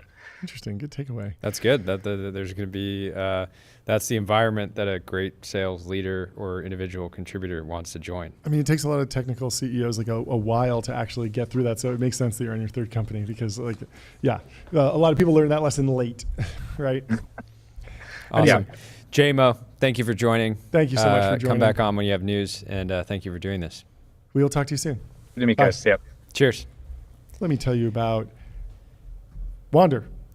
Find your happy place. Find your happy place. Book a Wander with inspiring views, hotel-grade amenities, dreamy beds, top-tier cleaning, and 24/7 concierge service. It's a vacation home, but better, folks. And next, we have Contextual, the founder of Contextual AI. Welcome to the studio. How are you doing? Bring him in. What's happening? Also, if I have this correct, the inventor of RAG, correct? One of the authors of the RAG paper. Okay. So that was a team effort, lots of folks, and it's long history of research that has gone into that. Yeah, give me the state of the Very, union very on. humble. Very humble. No, man who invented rag by himself in a cave with with scraps. scraps. Give me the state of the union on rag. Some people are saying, oh, just use a bigger context window. Like, what are companies actually using rag for on a day-to-day basis? What's the state, and then what's the shape of the industry that's popped up around the technology? Yeah, so the RAG is really a very simple idea, right? It's about having Gen AI work on your data. And you do that through retrieval, that's the R, and you then use your retrieval results to augment, that's the A, your generative AI, that's the G. Yeah. So it's a very simple idea. How people do RAG right now is radically different from what we did in the paper originally. I think the buzzword these days is about context engineering. Right? So how do you actually give language models the right context so that they can do their job? And as it turns out, all the language models are pretty good these days, and there isn't that much of a difference between your Claude and your OpenAI models or Gemini. If you give it the right context, then it can solve the problem. If you don't give it the right context, then you can have an amazing language model, but it's going to fail. And so that, I think, is an opportunity that a lot of companies are looking at now. How can we make sure that this context layer really works? Do you feel like there's a RAG step or layer in the typical deep research products that I'm using on a day-to-day basis? I feel like it's mostly like going out to the web, searching, and then kind of just, summing all this stuff up. But I can't tell if it's actually like the basis of RAG is like embed all of that into weights and then search over it. But is that happening at the state of the art right now? I think so. You're right. A lot of it is web search. Yeah. And if you want to do web search efficiently at scale, then you probably use simpler algorithms. So things that aren't that involved. But even web search very often uses embeddings and similarity search there. So you could argue that web search is also just interesting. RAG. Why is search so bad right now? I feel like I can't search my email for anything, and Google Don't has even like try to frontier find models. something in iMessage. But I feel like search has just become like really hard. But then at the same time, I'm like having my mind blown by LLMs and deep research products. But I don't want to wait 15 minutes just to search my email. But maybe that's what I need to do. Maybe that's what the future looks like. Like, what is going on there? Yeah, I mean, that's a hard problem, right? But AI should be able to search your inbox for you and just give you the right answer, right? That's the goal. I think it's happening. It's just search is a really hard problem to do. You don't want to really do it in a single step. So the way you do proper retrieval is multi-stage, sort of cascading with smarter and smarter models that look at what might be a relevant result. But you're right. If you retrieve the wrong things, then you can never give the right answer. So that's a big open problem. Where are you guys focused today? I know there's a number of different use cases. Yeah, so the use cases we're looking at are really your bread and butter use cases for RAG. So answering complex questions on complex documents. In our case, we scale to millions of documents, which is unusual. So one of the most common misconceptions about RAG is that people think that it's easy, which is actually probably true. If you have like 2 or 3 documents, you understand the use case, it's not that complicated.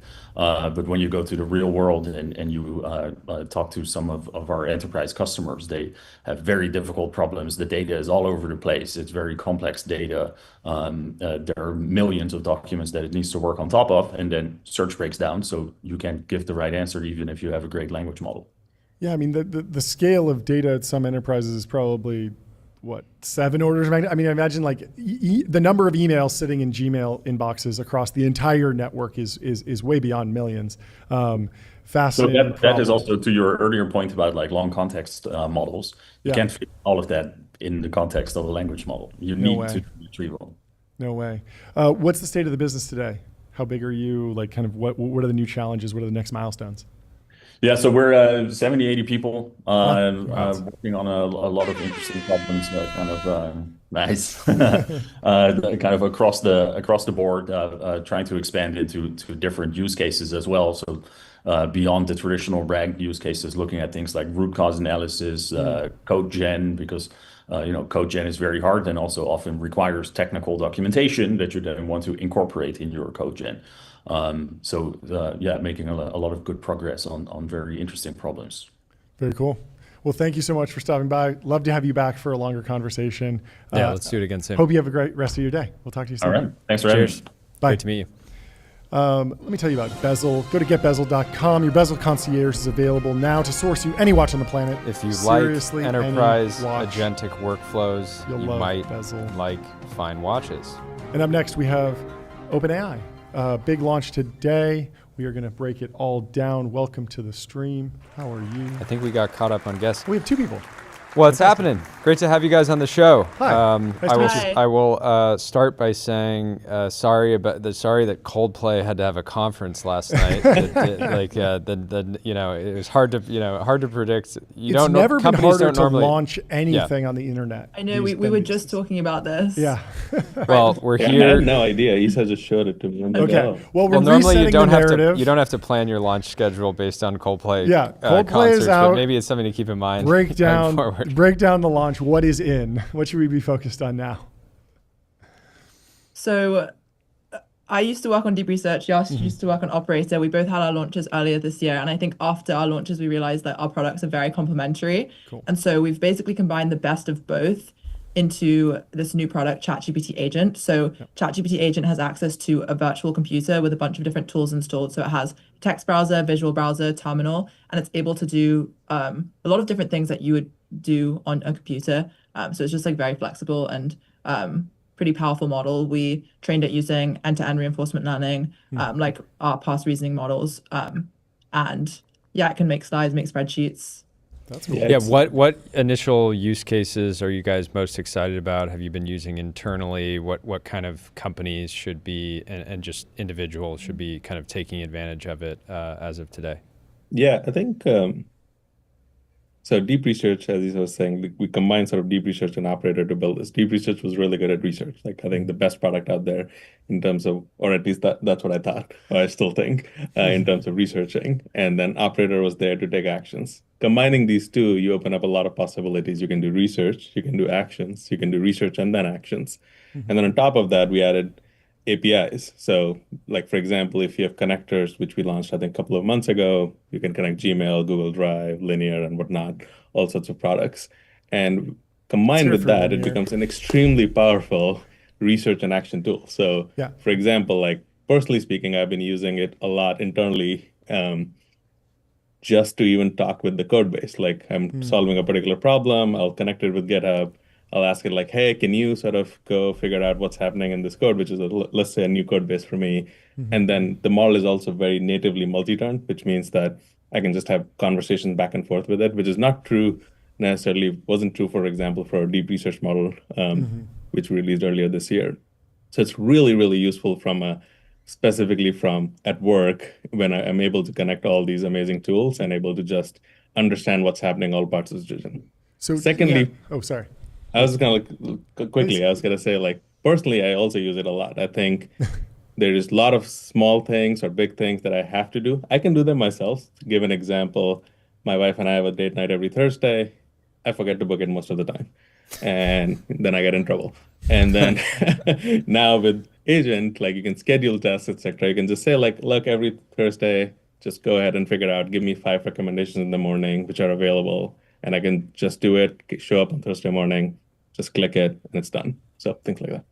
That's amazing. Once deep research came out, it felt like there was a little bit of a meme about like we have 15-minute AGI, and I'm trying to understand. I could imagine this new product stretching that out to let it run if it's building a spreadsheet and scraping data from different sources and putting a whole bunch of different things together. I could imagine letting it run for like an hour and coming back, but it said you said it's multi-turn. So what does the typical interaction look like? Is there a wider variance? I noticed in the latest revision of the ChatGPT app, there's now a little like 15-minute UI element next to deep research to kind of hint that, hey, you're getting yourself into a 15-minute cycle. Obviously, there's lots of efforts to spin that to speed all of those processes up, and that'll come. But what is the typical interaction time look like? Is this more asynchronous or synchronous, or kind of you can do either? Like, how do you think about those trade-offs? Yeah, I think our team in particular is really focused on solving harder and harder tasks that take people more and more time. So a lot of the agent tasks can take anywhere from like around 5 minutes to I've seen it take over an hour. Wow. But a lot of times these are tasks that would have taken humans many hours. Yeah. So I think like as our agents get better, probably the length of time they'll take to solve tasks will also get longer because just the task will become so much more complex. Like imagine a task that takes a human like many days. Yeah. So maybe a question I have is right now the agent can browse the web for me, do research, take action. I imagine the next step would be an agent like a voice extension to it, where as an example I might say, hey, I use Geico right now. I want to potentially switch. Can you go out and do research? Here's the cards that I have. Try to find a cheaper price, and then, or even call Geico and negotiate a lower rate. Or, you're traveling, let's say, and your I need flight. to cancel an old internet line on Spectrum right now, and they only allow me to call during weekdays. The other example, you're on a vacation and you want to change your flight, and you're going to maybe have to like call and sit on a wait. So. Like, is that the direction that you think we're going towards, where it can not just browse the web, but then actually start to, it's funny to think about because the voice agent would then just call and maybe it's talking to another agent on the other side. But yeah, where are we going? Yeah, voice is definitely an interesting form factor. I think the way to think about where we're going is twofold. The first is what Isa just mentioned. I think we want to continue to solve harder and harder and longer tasks. I think today we can solve, let's say, an hour or so of tasks. Hopefully in future we can solve multi-day tasks, and it might take longer, it might take shorter depending on how we're doing, but continuing to improve on the reliability and complexity of tasks that we can continue to solve. So that's sort of a core part of what we want to continue to improve on. Second part, the Geico example, for example, the one you gave, technically, you can do it today, not with voice, obviously. You can just type it in agent, and it'll be able to essentially answer the query. You can log in with the virtual browser that we have on agent with your whatever internet provider you use, and I think it'll be able to tell you things about what's happening there, what's not happening, what other alternatives might there be, and all of those things. But then at the same time, you bring up a really good point, which is like voice might be a very natural sort of way to do this in future, and that's a form factor we want to evolve. Other companies introduce voice as an intentional point of friction, like the sort of call to cancel. Totally. Spectrum would never do that to me. Yeah, they would never do that to you, John. About? And so that to me feels like this, if I can go into a web app and just click cancel or do something like that. My question is about like the user experience of like having something that could take 5 minutes or an hour. How predictable is that? I've gotten in a great pattern where I expect deep research to take 15 minutes. And so I know when to go to deep research, and I'm going to come back later, and it's great. But if there's some variability there, is it going to send me a push notification when that's done? Is that how that works? Like, how do you train the user to get the best experience? Yeah, I will send you a notification. Great. I think actually the fact that deep research always takes the same length of time is probably I don't want to say a bug, but I think of it as a feature. It's not the end state. I think of it as a feature. Yes, I think that. It should think for as long as it needs to think. Totally. But I think for deep research, it always just thinks for a really long time, even if you ask what the weather is. Yeah, that's true. So I think that's a better middle state. And I think that this model is like a step towards that, but I think it still will think for too long on like really simple queries. Yeah.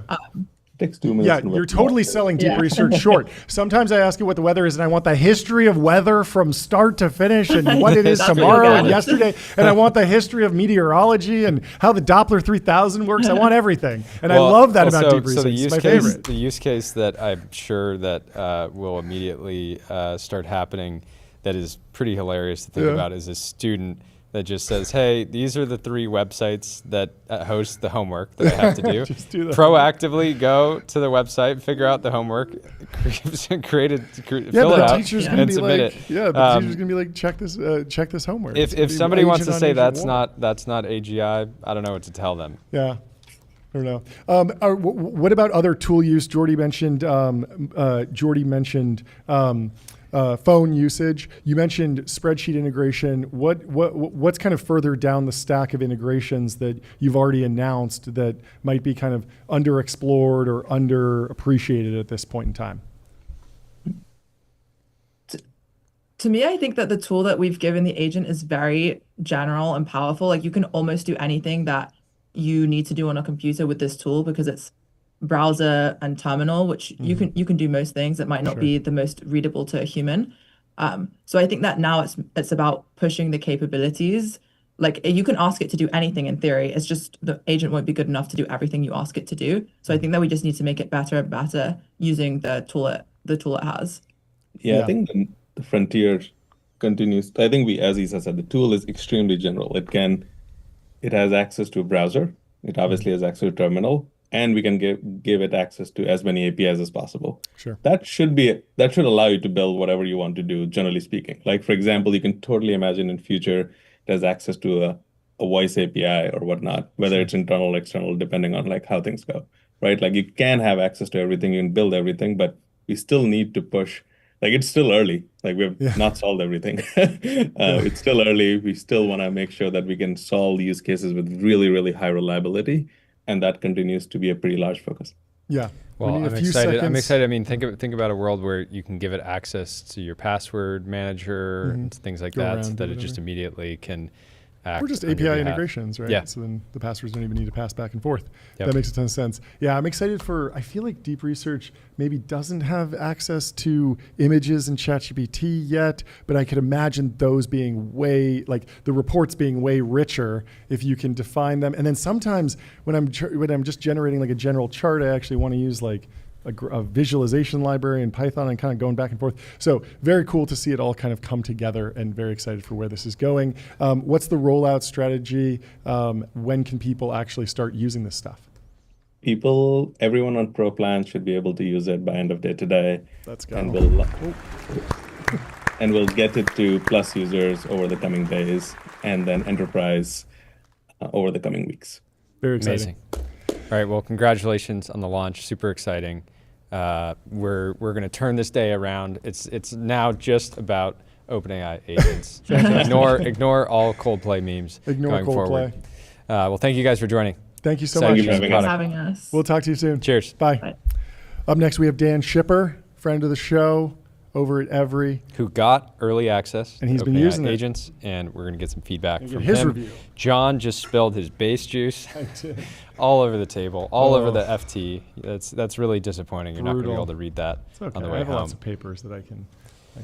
Do we have Dan in the waiting room? Let's bring him in. Hello. There he is. How's it going, guys? Great to see you. Every time you're on, you're in a different place. You finally caught me when I'm not traveling. Yeah. This is the first time. I like that light, light up logo in the background. Very nice. Very nice. Thank subtle, you. Subtle kind of in-home, out-of-home advertisement. That's what we're going for, exactly. What's happening? What's on your mind today? There's a lot going on. There's a lot going on. We're here to do a vibe check. Of ChatGPT agent. So I was lucky enough to get to hang out with it and work with it for the last couple of days before it got launched, and I have a bunch of things to tell you about how it works. Incredible. So as your previous guests, who are amazing, told you, it's sort of like Deep Research and Operator had a baby, and it does some really cool things. So one of the first things that I had to do is I had to go through all of our support emails and all of our feedback forum posts for the last 2 months. So it's about 1,500 support emails and maybe 500 posts on our forum to gather for Quora, which is our email management AI app, to gather all of the customer archetypes of okay, who's posting, who's a promoter, and then going and looking on their LinkedIn to be what's their job? Where do they go to school? All that kind of stuff, and put together a long research report of who our promoters are, what the archetypes are, and who our detractors are, and why they don't like us. So that's the kind of task that obviously I could have done, or someone on the team could have done, but it would have taken so long. Yeah, it takes a long time. And it's the kind of thing that you almost want on a recurring schedule. You just kind of want to see once a month, but no one wants to do that once a month. And you can schedule with ChatGPT agent, you can schedule it to run. So I can just say like, every month, I want you to just send me a report on the first of the month, which is, it's really freaking cool. That's wild. That's amazing. I wonder how compute intensive that's going to be, because if I know anything about building dashboards and building like these reports, there's always like an intense amount of like, oh, we got to have this dashboard. And then you check the analytics and it's like, oh, it turns out the team just said that for a week and then like stopped watching it. And if it's just running, you're like burning cycles. Dan is every Foundation Lab's worst nightmare because he gets on the most expensive plan and then uses it 100 times more than anyone else. You're single-handedly going to bankrupt a lab. There's other users that are probably higher margin, but yeah, talk to me about that actual experience. Did you have to OAuth with any different services? Did you have to share any API keys? Did you have to export any data, or was it really as simple as just a prompt? It's basically a prompt. What happens is you type in a prompt. You say, I want you to check out Quora. I want you to check out our emails. I want you to check out our support forum. So ChatGPT has connectors. So I had previously already connected my Gmail. So you just like log in on the OAuth. Mm-hmm. And then what it will do is it spins up its own computer in the cloud, its own virtual machine. Mm-hmm. It goes in the browser and starts just browsing the web. It also then connects to Gmail. If it hits a login, so for example, when it hit LinkedIn, it like couldn't log in, and you can take over the browser in the virtual machine and type your password in, which is like a little janky. Yeah. It works, but it works pretty well. I think the interesting thing about this though is that there seems like there's two main approaches to agents, and OpenAI and Anthropic are taking very different paths, and they have very different trade-offs. So the really cool thing about ChatGPT agent is they're essentially abstracting away the browser and the computer. So all you're doing is you're interacting with ChatGPT. And on the back end, all this other stuff is happening. So it doesn't matter if you're on your phone, if you're on a crappy computer or whatever, they have this whole virtual environment set up. It spins up, it does the task, and then it spins down. So it's a very good consumer experience. Claude Code, for example, from Anthropic, which is, I think Claude Code is way more for developers. ChatGPT agent is way more, I think, for consumers. Sure. Claude Code is all on your computer. It's all in the terminal, and you have access. It has access to all of your files, and you have the ability to use it wherever and whenever and however you want. So it's much more customizable and much more composable. So I find that Claude Code is much more powerful, but it's much more intimidating, and it's just not something that a consumer can use. And I think that ChatGPT agent, what they're trying, the crazy thing there is, doesn't Claude Code have more downloads right now than the actual Claude mobile app? Like it's something crazy like that. I honestly think people are sleeping on Claude Code. Like, I use it all the time for non-programming tasks, and I think most people think they can't use it because it's in the terminal, and the terminal is really intimidating, but it's an incredible product. So yeah, how would you solve this problem if you were to do the same eval of like generate your net detractors, net promoters using Claude Code? You'd just open up the terminal on your laptop. You wouldn't be able to do it on your phone, but you'd just engineer a prompt that told it to do that, and it would just write all the code that it needed to do exactly the same thing. Do you think it could hit that? Do you think it could do it? Yeah, it could do that for sure. Wow. And I think the nice thing about Claude Code is you get many bites at the apple, and you can so for example, with Claude Code, what you can do is you can have it make a full plan. So it can output like a full markdown document with like a 300 or 500 or 1,000 word plan. You can modify it and go back and forth with it, and then have it execute it. I think it would be more complicated. Like, yeah, it would probably write some code to hit the Gmail API, and I'd have to think about that as opposed to just like clicking the connectors button. Sure. Or it does have a web research tool, so it would be able to go to like our feedback forum and do all that stuff, and it would be able to save all the data, so I could kind of watch what it was doing as it was doing it. So I think you can get basically the same experience. I think Claude Code is a little bit more controllable and therefore a little bit more powerful, but ChatGPT is just much easier to use. That makes sense. What use cases do you expect ChatGPT agents to have the most PMF around? I was imagining the student use case, which is just like monitor the homework that I have due across, I remember in high school, even teachers would host their homework on websites. You could basically run something that was like, monitor the homework assignments that I receive and then take a preliminary pass at doing the assignment, and then give me a draft that I can review and sign off on or tweak, and then automatically my college submit applications, attend college, write my college get essays. a job for me, deposit the money that you make as an engineer at multiple companies into my bank account, and then also plan a trip to Europe because I'm retiring. Watch out, Cluely. ChatGPT agent's coming for you. Okay. Boom. Breaking news. Breaking news. That's funny. No, but like giving this powerful of a tool to everybody immediately. Not everybody's going to realize it, adopt it right away, but you can imagine like a few use cases just spreading like wildfire. Totally. Yeah, I mean, I think what are the things that you would immediately do if you had an assistant? Mm-hmm. Like if someone just dropped an assistant into anyone's lap, like what was the first thing that they would do?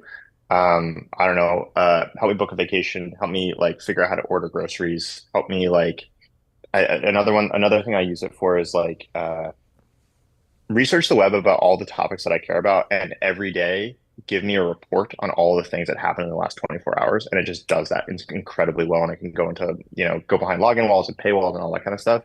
So I think those kinds of use cases are going to be the most interesting ones. But I honestly think right now, for most of my consumer use cases, 4.0 or really 0.3 is the best. It's much faster. I mostly don't need it to use a full computer to spin it up. So I see ChatGPT agent as being something that you use every once in a while rather than something that you're using every day.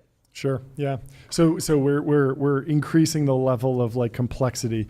Like 4.0 is kind of a Google search replacement for me now. I just kind of hit it with like, when was this person born? How old is this? What's the state of this? What's the capital of this state or something? Expect a really quick answer. Then go 0.3 if I'm willing to wait a couple minutes, want something that's a little bit more thoughtful, maybe some search results from the web. Then deep research if I'm actually trying to understand the full story, read a whole report. Agent if I think it's going to need to use a computer, actually take some actions, pull some things together. How was the actual interaction of the back and forth? This was something we talked about with the OpenAI folks, was like, if it gets stuck, it pings you.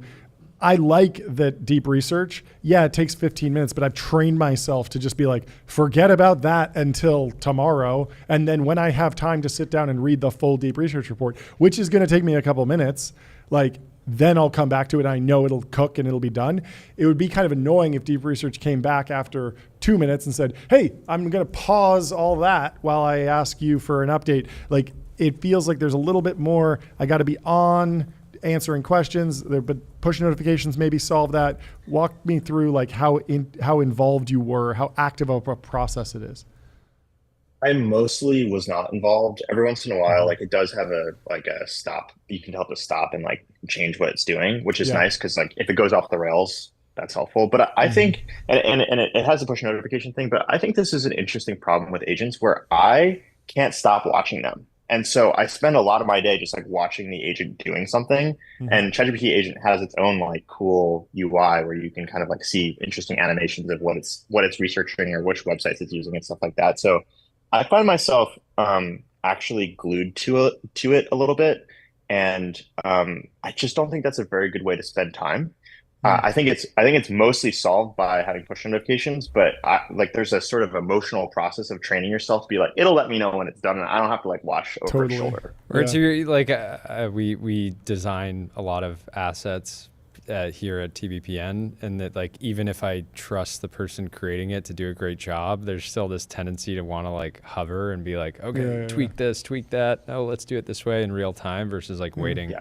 But it's the same thing with 4.0. Like, early on, I would kind of be in this loop of like, okay, I got a result. I still got to go fact check this and check the underlying links because hallucinations are a big problem. Well, now that they've beefed up search so much and they're referencing direct quotes, like I feel like I'm much less, like the anxiety level around hallucinations is a lot lower, just in general queries. Totally. I think these things are tools. Anytime you're delegating to something, whether it's a human or an AI, there's a learning process you have to go through. Like human managers go through this with employees all the time. Like if you're a new manager, you have to like decide, okay, am I going to delegate this or am I going to micromanage? If I delegate, like I get more leverage, but it might not come back the way I want it to. And good managers know how to split up a task or communicate it to their employees or figure out who's good at doing what and know when to get into the details and when not to. And I think we're going through the same curve with models. So we're becoming model managers. And everyone is learning how to solve the same problems that human managers have solved. And so the more experience you have with the tool, the more you know, like, okay, I don't have to check this 4.0 answer, or this looks a little fishy. Same thing with ChatGPT Agent. I think we'll be much better at using it in 3 or 6 months than we are today. Cool. Makes sense. Last question. Dan, always great to chat. I do want to have you back on very soon to talk about LLM-induced psychosis. Yes. I think it's important to talk about. And let's talk about it. But we'll need a lot more time. Thank you for the vibe check, and everybody listening, go subscribe to Every right now. Do it. Awesome. We'll Thanks, talk guys. soon. Talk soon. Bye. Cheers. Up next, we have Chris Best from Substack, the best CEO Substack's ever had, arguably. Undoubtedly. He's in the conversation. Definitely. Welcome to the stream, Chris. How are you doing? Congratulations. You got some news for us? You got some numbers? Get it ready, What's John. going on? What do we got? What's going on in your world? Please tell me at least 9 figures. Doing good. We've raised $100 million Series C. Woo! Congratulations. Oh, man, I was hoping you guys would ring that thing. Congratulations. Of course. You guys are incredibly back. Yes. It's been a journey since, I believe you raised something. It was like 75 on 700 back in, what was it, 2021? 2021. Those were different times. I don't know if you guys remember 2021. I do. Oh, I do. It was I remember it fondly. You were at the center of the storm, and I was in the depths of a slog, basically. Anyway, give us the update. How'd the round come together? What is the plan going forward? I heard you were, what was the reporting, accidentally profitable, going back into burn mode? What's the money for? What are you thinking? Yeah, I like that. We're partnering with Mood Rogani at Bond. Cool. I love that guy, consummate bro, joining the board. The big thing is, the big thing that's happened is like Substack's gone from being like a rinky-dink email newsletter company to a proper sort of network that's taken over the world. Yeah. And we kind of want to basically kind of like switch into a mode of thinking about long-term ambition, long-term, like how do we actually make the big fucking version of this thing? What investments do we need to make? How do we focus on the things that actually matter for like the long-term flywheel growth of the network? And this just gives us like a total free hand to do that thing and build the best possible version of it. Okay. Give me the pitch for, I think of Substack as the no-brainer place to launch a newsletter. You have a lot of other products. Talk to me about what the future of the Substack creator or someone who has Substack as like their primary out, it's the main engine of their creator economy business, for example. What does that look like over the long term? I imagine that people are still doing top of funnel stuff on TikTok, Instagram, other places, but you're adding more and more features. What does a well-run Substack business look like? Yeah, the core of Substack is the direct connection with your audience, right? So people subscribe, you get their email, you get the ability to reach them. You even get the ability to like leave Substack and take your list with you, which is a big deal. People can pay you directly, so you get recurring revenue. I don't know if you guys have had this, but recurring revenue hits different. It does. The sponsorship business is a great business. Yes. I think that thing matters. Lots of people on Substack have sponsors. We love it. But that thing's like very cyclical. It's boom and bust. It's like, whereas you have recurring subscribers, these diehards, that's sort of like, it funds sort of like you to be creative. It funds you to take risks.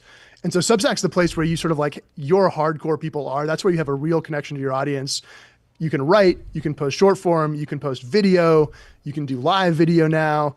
You can have a community. We're kind of like building more and more stuff. The center is not any one format. It's like the relationship with the subscribers. And then Substack is just becoming, you said you do top of funnel on TikTok and LinkedIn and YouTube and everywhere else. Sure, keep doing that. That's great. Those are massive platforms. But increasingly, you can do that stuff on Substack too. And because you have such a dense audience of like smart people, the quality of growth you can get there is already very high. Interesting. That makes a ton of sense. Jordy. I think the magic thing that you guys tapped into that I end up find myself explaining to other people is there's this beautiful like economy of people on Substack that just want to support people that are nerding out about a specific topic, just want to give them money. And so it's almost like there's this exchange of like, yes, I want the content, but it's also enabling somebody to live a life that allows them to just obsess over one thing, or just explore a series of topics, or just be who they are, and be entertainment through that. I mean, we've had Emily Sundberg has come on the show a bunch of times, and it's just like, it's so awesome to see what she's built and the kind of creator, writer that she's able to be, unshackled from being at a specific, platform, legacy media company. So it's so awesome to see. Talk about the use of funds. You said you can afford one AI researcher now. I imagine that won't be how you spend it. Never know. YOLO. Start poaching from Mark. Concentrated bets, man. That's how it works now. Concentrated bets. But I mean, concentrated bets, it's not the craziest idea to go give a bunch of money to, creators to kind of pull forward the leap from what they're doing currently to get on Substack. There's different incentive models, kickstart ad businesses, just hire engineers that can build new tools and new features and just chop wood and advance the ball down the field. What are you most excited about to put that money to work over the next 12 to 18 months? But you're probably thinking decades now at this point, right? Yeah, I mean, that's the big thing, right? It's like, this lets us have that longer horizon. You can still have all of the same math, but you can just put the planning horizon further in the future and look for something really big. Listen, all that stuff you said, the stuff that I'm really excited about is making the product fucking great. Yeah. Right. I want it to feel my joke is Substack does everything for you except the hard part. Right. You are the talent. You got to figure out how to write something that's worth reading, how to have a conversation that's worth listening to. If you can do that thing, though, we should just build this magic machine that takes everything else off your hands and makes it dead simple. Makes it just this magical thing where anybody who has something worthwhile to say can make something. We're starting with that. We have a bunch of little bits of that are kind of working that we're really proud of, that are exciting. But I just think the new technology coming online is going to make us the version of that magical sort of media studio, personal media empire in a box that we can build now is going to be so much more powerful. And then building up the network, right? The fact that we're getting not just political commentators, but politicians. I think if we get not just sports commentators, but athletes, I think we can start to build up kind of this network and this ecosystem that winds up being this positive sum game, right? Where everybody that's on Substack benefits from this growing network. Yeah, I've certainly never subscribed to anyone on Substack and been I didn't get my money's worth. I always have a good time. What are the different strategies for Substack writers? I know in the Patreon podcast world, the people do one is free, one's behind the paywall. I've also seen Substacks where there's a fold, and you get every email, but you get half for free, and then at some point there's a call to action to go and subscribe and finish reading essentially, but you get every email. What works? What are the different strategies? What are some of the weird stuff that you've seen around the way people are using Substack today? There's a pretty big mix, right? Some people make almost everything free, and it's just basically if you want to comment or if you want to get the occasional thing, that's what you're paying for. Some people want to be really low margin for Chris over here. You just give everything away for free. He doesn't make any money. Well, that's the beauty of your system. Nobody's paying to get more things to read, to get more email, to have more seconds of audio in their inbox. They're paying for perspective. Interesting. Right? Yeah. That's the thing. Even if you have a magical LLM that can spit out media in any format, you care about who it's aligned with. You care about what version, what worldview you're getting. Is this something I trust? Is this something I want to be culturally and aesthetically a part of? Yeah. You talked about people paying because they want to support people. The other way to say that is it gives you agency, right? When you choose who to subscribe to, you're choosing what part of the culture you want to live in. You're choosing what gets created. In a world where people, I think, feel a lot of the media they consume is kind of stuff down their throats, getting to kind of exert a voice and say, I'm causing this thing to exist that I think is great is really powerful. And a lot of different ways. It's like paying with dollars versus attention is super powerful, right? Because if you're paying with attention, it's like, well, then everybody's focused on the Coldplay debacle last night, which is trying to steal thunder from your fundraising announcement, but we're not letting it. And I appreciate that. And being intentional about, like, I want to pay for this because I want more of it to exist. I want it to get better. And this is how I want to spend my life. I don't want to be on a platform that just is designed to like suck my time from me. Yeah. Right. I want to spend my time and attention better on smart things like TBPN and everything on Substack. Yeah, no, amazing, and coming soon. Hopefully, we will figure it out. No, we're about to bet. We're about to bet big on Substack. And, we're very excited. We're riding with you. So, congratulations! It's really tremendous to see how far the business has come since those glory days in 2021, and excited for the next 5 years. Thanks, guys. Cheers. Congratulations. We'll talk to you soon, Chris. Cheers. Bye. Awesome. Next, One last guest, Descartes.ai. That's right. The first ever world transformation model, turning any video game or camera feed into a new digital world in real time. Very, very cool. I played around with a lot of this stuff, not this in particular. Very excited to talk to the founder. Welcome to the stream. How you doing, Dean? Welcome. Sorry for the chaos. We are so happy to chat with you. Super nice to meet you both. Super nice to meet you both. Good to meet you. Why don't you start with an introduction? I already have questions, but just give me a little background on yourself and the company. Okay, so Descartes' a very young company. We're less than 2 years old. We're a research lab, and our goal is to build a consumer company. Okay. And what we just launched today is the only real-time video model ever. I can just show it to you. Yeah, please. Can I share screen somehow here? Yes, but you are live, so whatever you share on that screen is baked into the internet forever. Amazing. We just have to make sure that we don't leak anything. Just do the right tab, not the API keys. I wasn't sure. We've never met. I mean, we've met over DMs, but not face to face. I wasn't sure if this was your real face or just a character that showed up. That you're playing. This is definitely not me. You realize that, right? Yeah. In the real world, he's an anime, but he's using a transformer model to appear like a human. That's right. He's in fact a Minecraft character. I have so many questions about this model. I want to jump into how you built it. We can also potentially have the team pull up the demo video on your website, mirage.descartes.ai, and just kind of show folks what that looks like. Whatever would be helpful. It is currently, I'm trying to get the Zoom call to be able to share this. Okay. But if the team could do it from your side as well, that could work too. Yeah, why don't we just have the team pull up the core website and we can just jump into questions. So real time, what's the secret sauce? Is it a condensed distilled model? Are you using a special chip to inference this stuff? So real time, let's talk about the use cases. Sure, the obvious use case would be like real time video calls. You're dropping into a Zoom call, for example, and instead of yourself, there he is. There's Here Dean. we go. Do you guys see me? Yeah, we see you. Looking okay. stunning. Okay. There we go. Okay. Now we got it working. There we go. There we go. What is the use case here? So, who are you? There you go. We're just cycling through. We're just cycling through everything. What do you guys like? Like anime? Going. Not big into the anime world, but what about like Legos? Anything there? Legos? Yeah. Let's put in Legos. We can just type. Oh, you can just type it and it'll do it. Okay. Let me make this full screen. You can just type in Lego, and it'll just turn everything into Lego. Wow. Okay, there we go. Look, this is our house. You can see the real stream in the Zoom. Yep. You can see, this is the house office thing. You see all the Lego characters walking around here. This is insane. Okay. And then you can decide that you're into Christmas, and so everything becomes very Christmassy, and your house is decorated. Oh wow, yeah.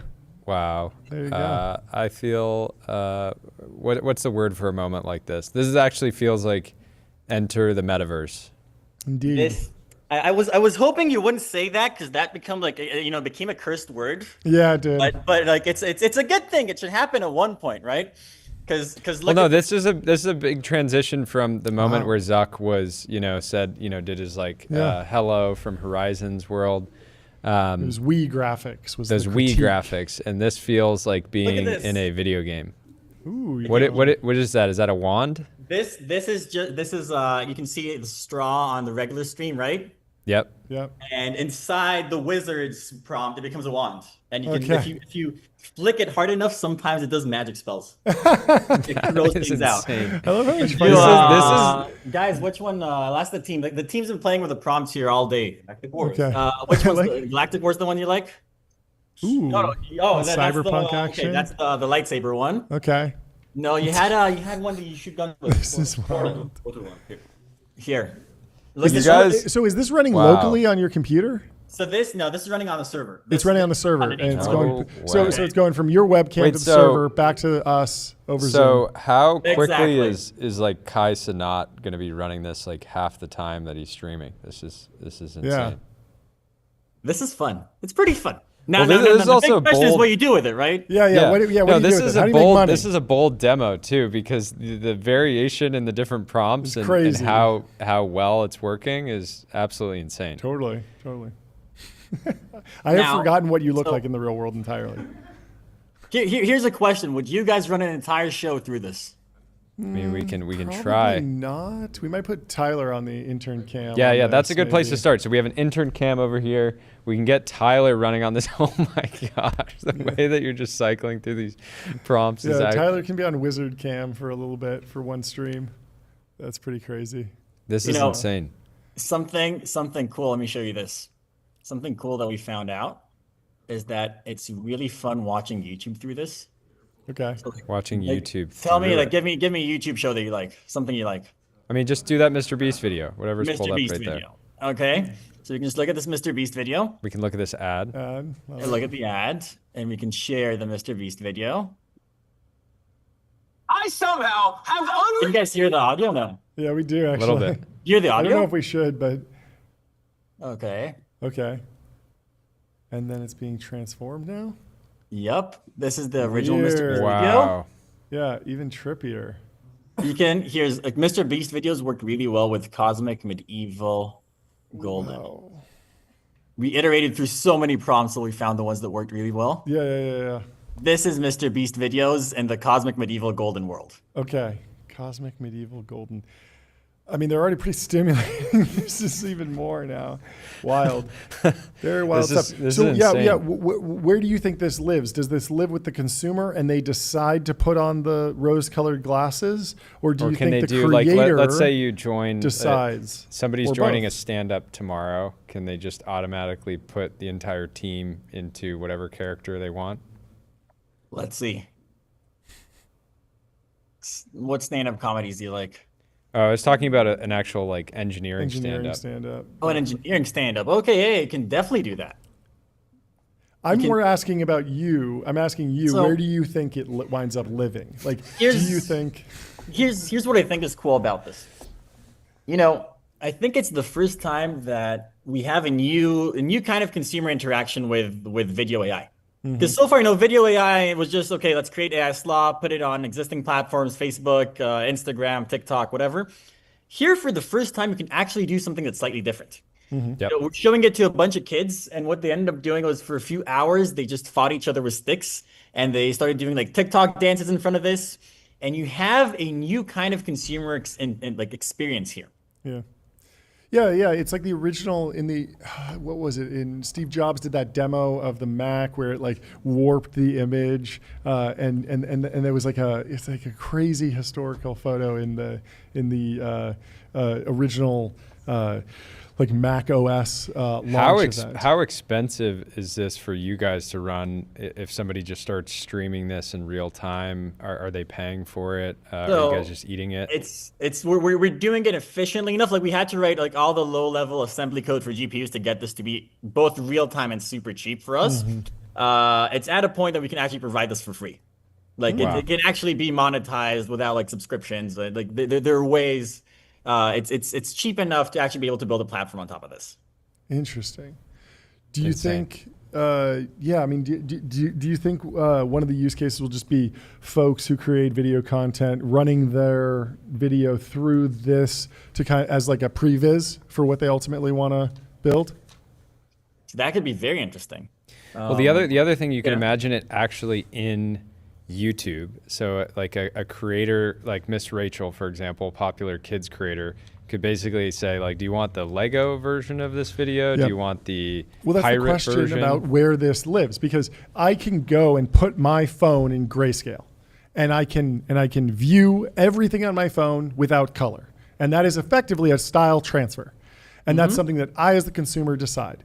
Or Mr. Beast can turn up the saturation or if you're watching a Hollywood movie, they might turn up the teal and orange because that is a traditional Hollywood color grade. If you're watching The Matrix, they might color grade it green when they're in The Matrix. They might color it blue when they're out of The Matrix, right? And so it will be interesting to see where this lands, whether it's on the consumer. I like watching Lego version of YouTube. I like watching Lego version of my conference calls, or it lives on the producer of video side. I want to show up as Lego, and then that could be transformed as well. Can you quickly do a GigaChad filter? Oh yeah, do you have a GigaChad filter? Let's check that out. Let's see what GigaChad does. I will say that the model is really in the current version of the model is changing the entire style.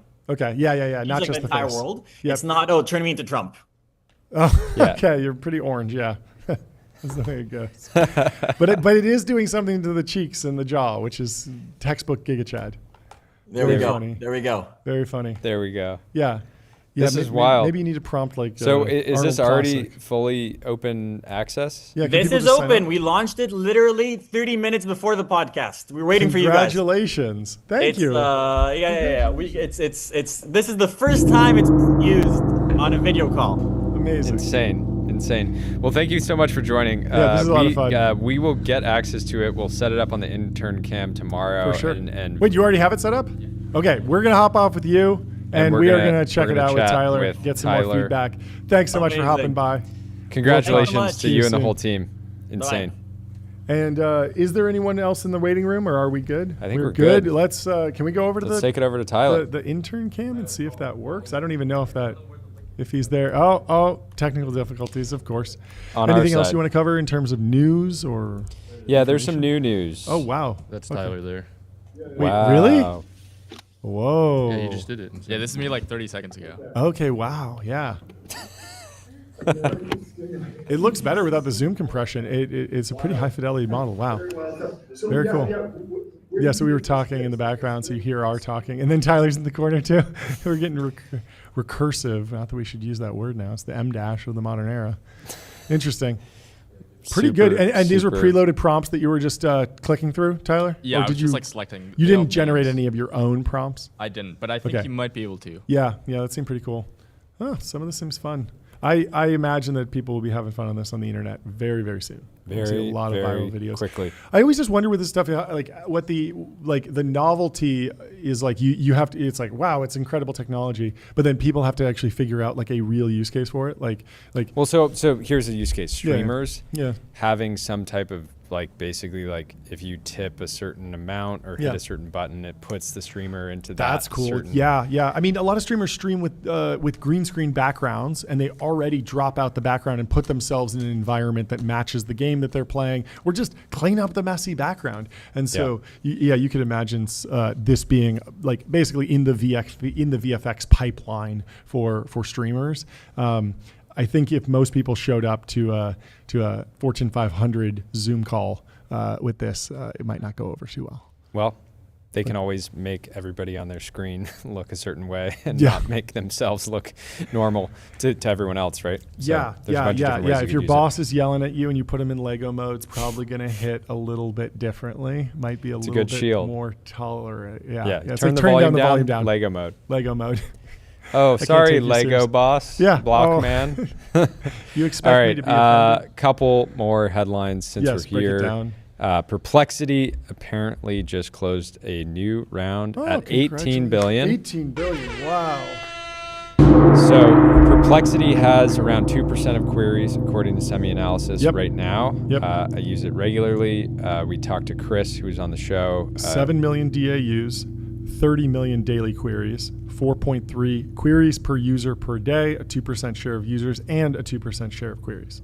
Solid. That's the Perplexity stats. Solid numbers. Pretty good. They got their new browser. They're going to be investing heavily. And then outside of that, Lovable just raised $200 million at a $1.8 billion valuation, led by Excel. So lots of heat on the timeline. Lots of big rounds getting done. Everyone decided to launch today, I feel like, and then they got steamrolled a little bit. But that's why we're here. We didn't spend too much time on the concert fiasco, and instead can move on and talk to you about the news. Also, we want to send our best wishes to Tyler. He says, "Hi crew, I had surgery to remove lots of infected fluid from my chest and a big lung abscess with infected tissue. Pneumonia, sepsis, antibiotics weren't working in the ICU now. Surgery went well. Surgeons are heroes. I'm so grateful. Recovering. Thank you for your prayers. All good." So I hope he's doing well. Send some prayers over to Tyler. Yes. What else is in the timeline that would be worth to close on? I have a good closing post. The lads over at Reindustrialize are having a lot of fun. If you can pull this up in the Bangers tab, you can see quite a number of former TBPN guests, all in the back of a pickup truck. Fantastic. If you can pull this up. Team, we're working on reducing the time between talking about a post and getting it live on the screen. There we go. Oh. All the boys. We got Augustus, Packy, Steinman, everybody, all in one place. Fantastic. Love to see it. So, anyways, thank you for tuning in today. Super fun show, and I can't wait for tomorrow, John. Can't wait for tomorrow. Leave us 5 stars on Apple Podcasts and Spotify.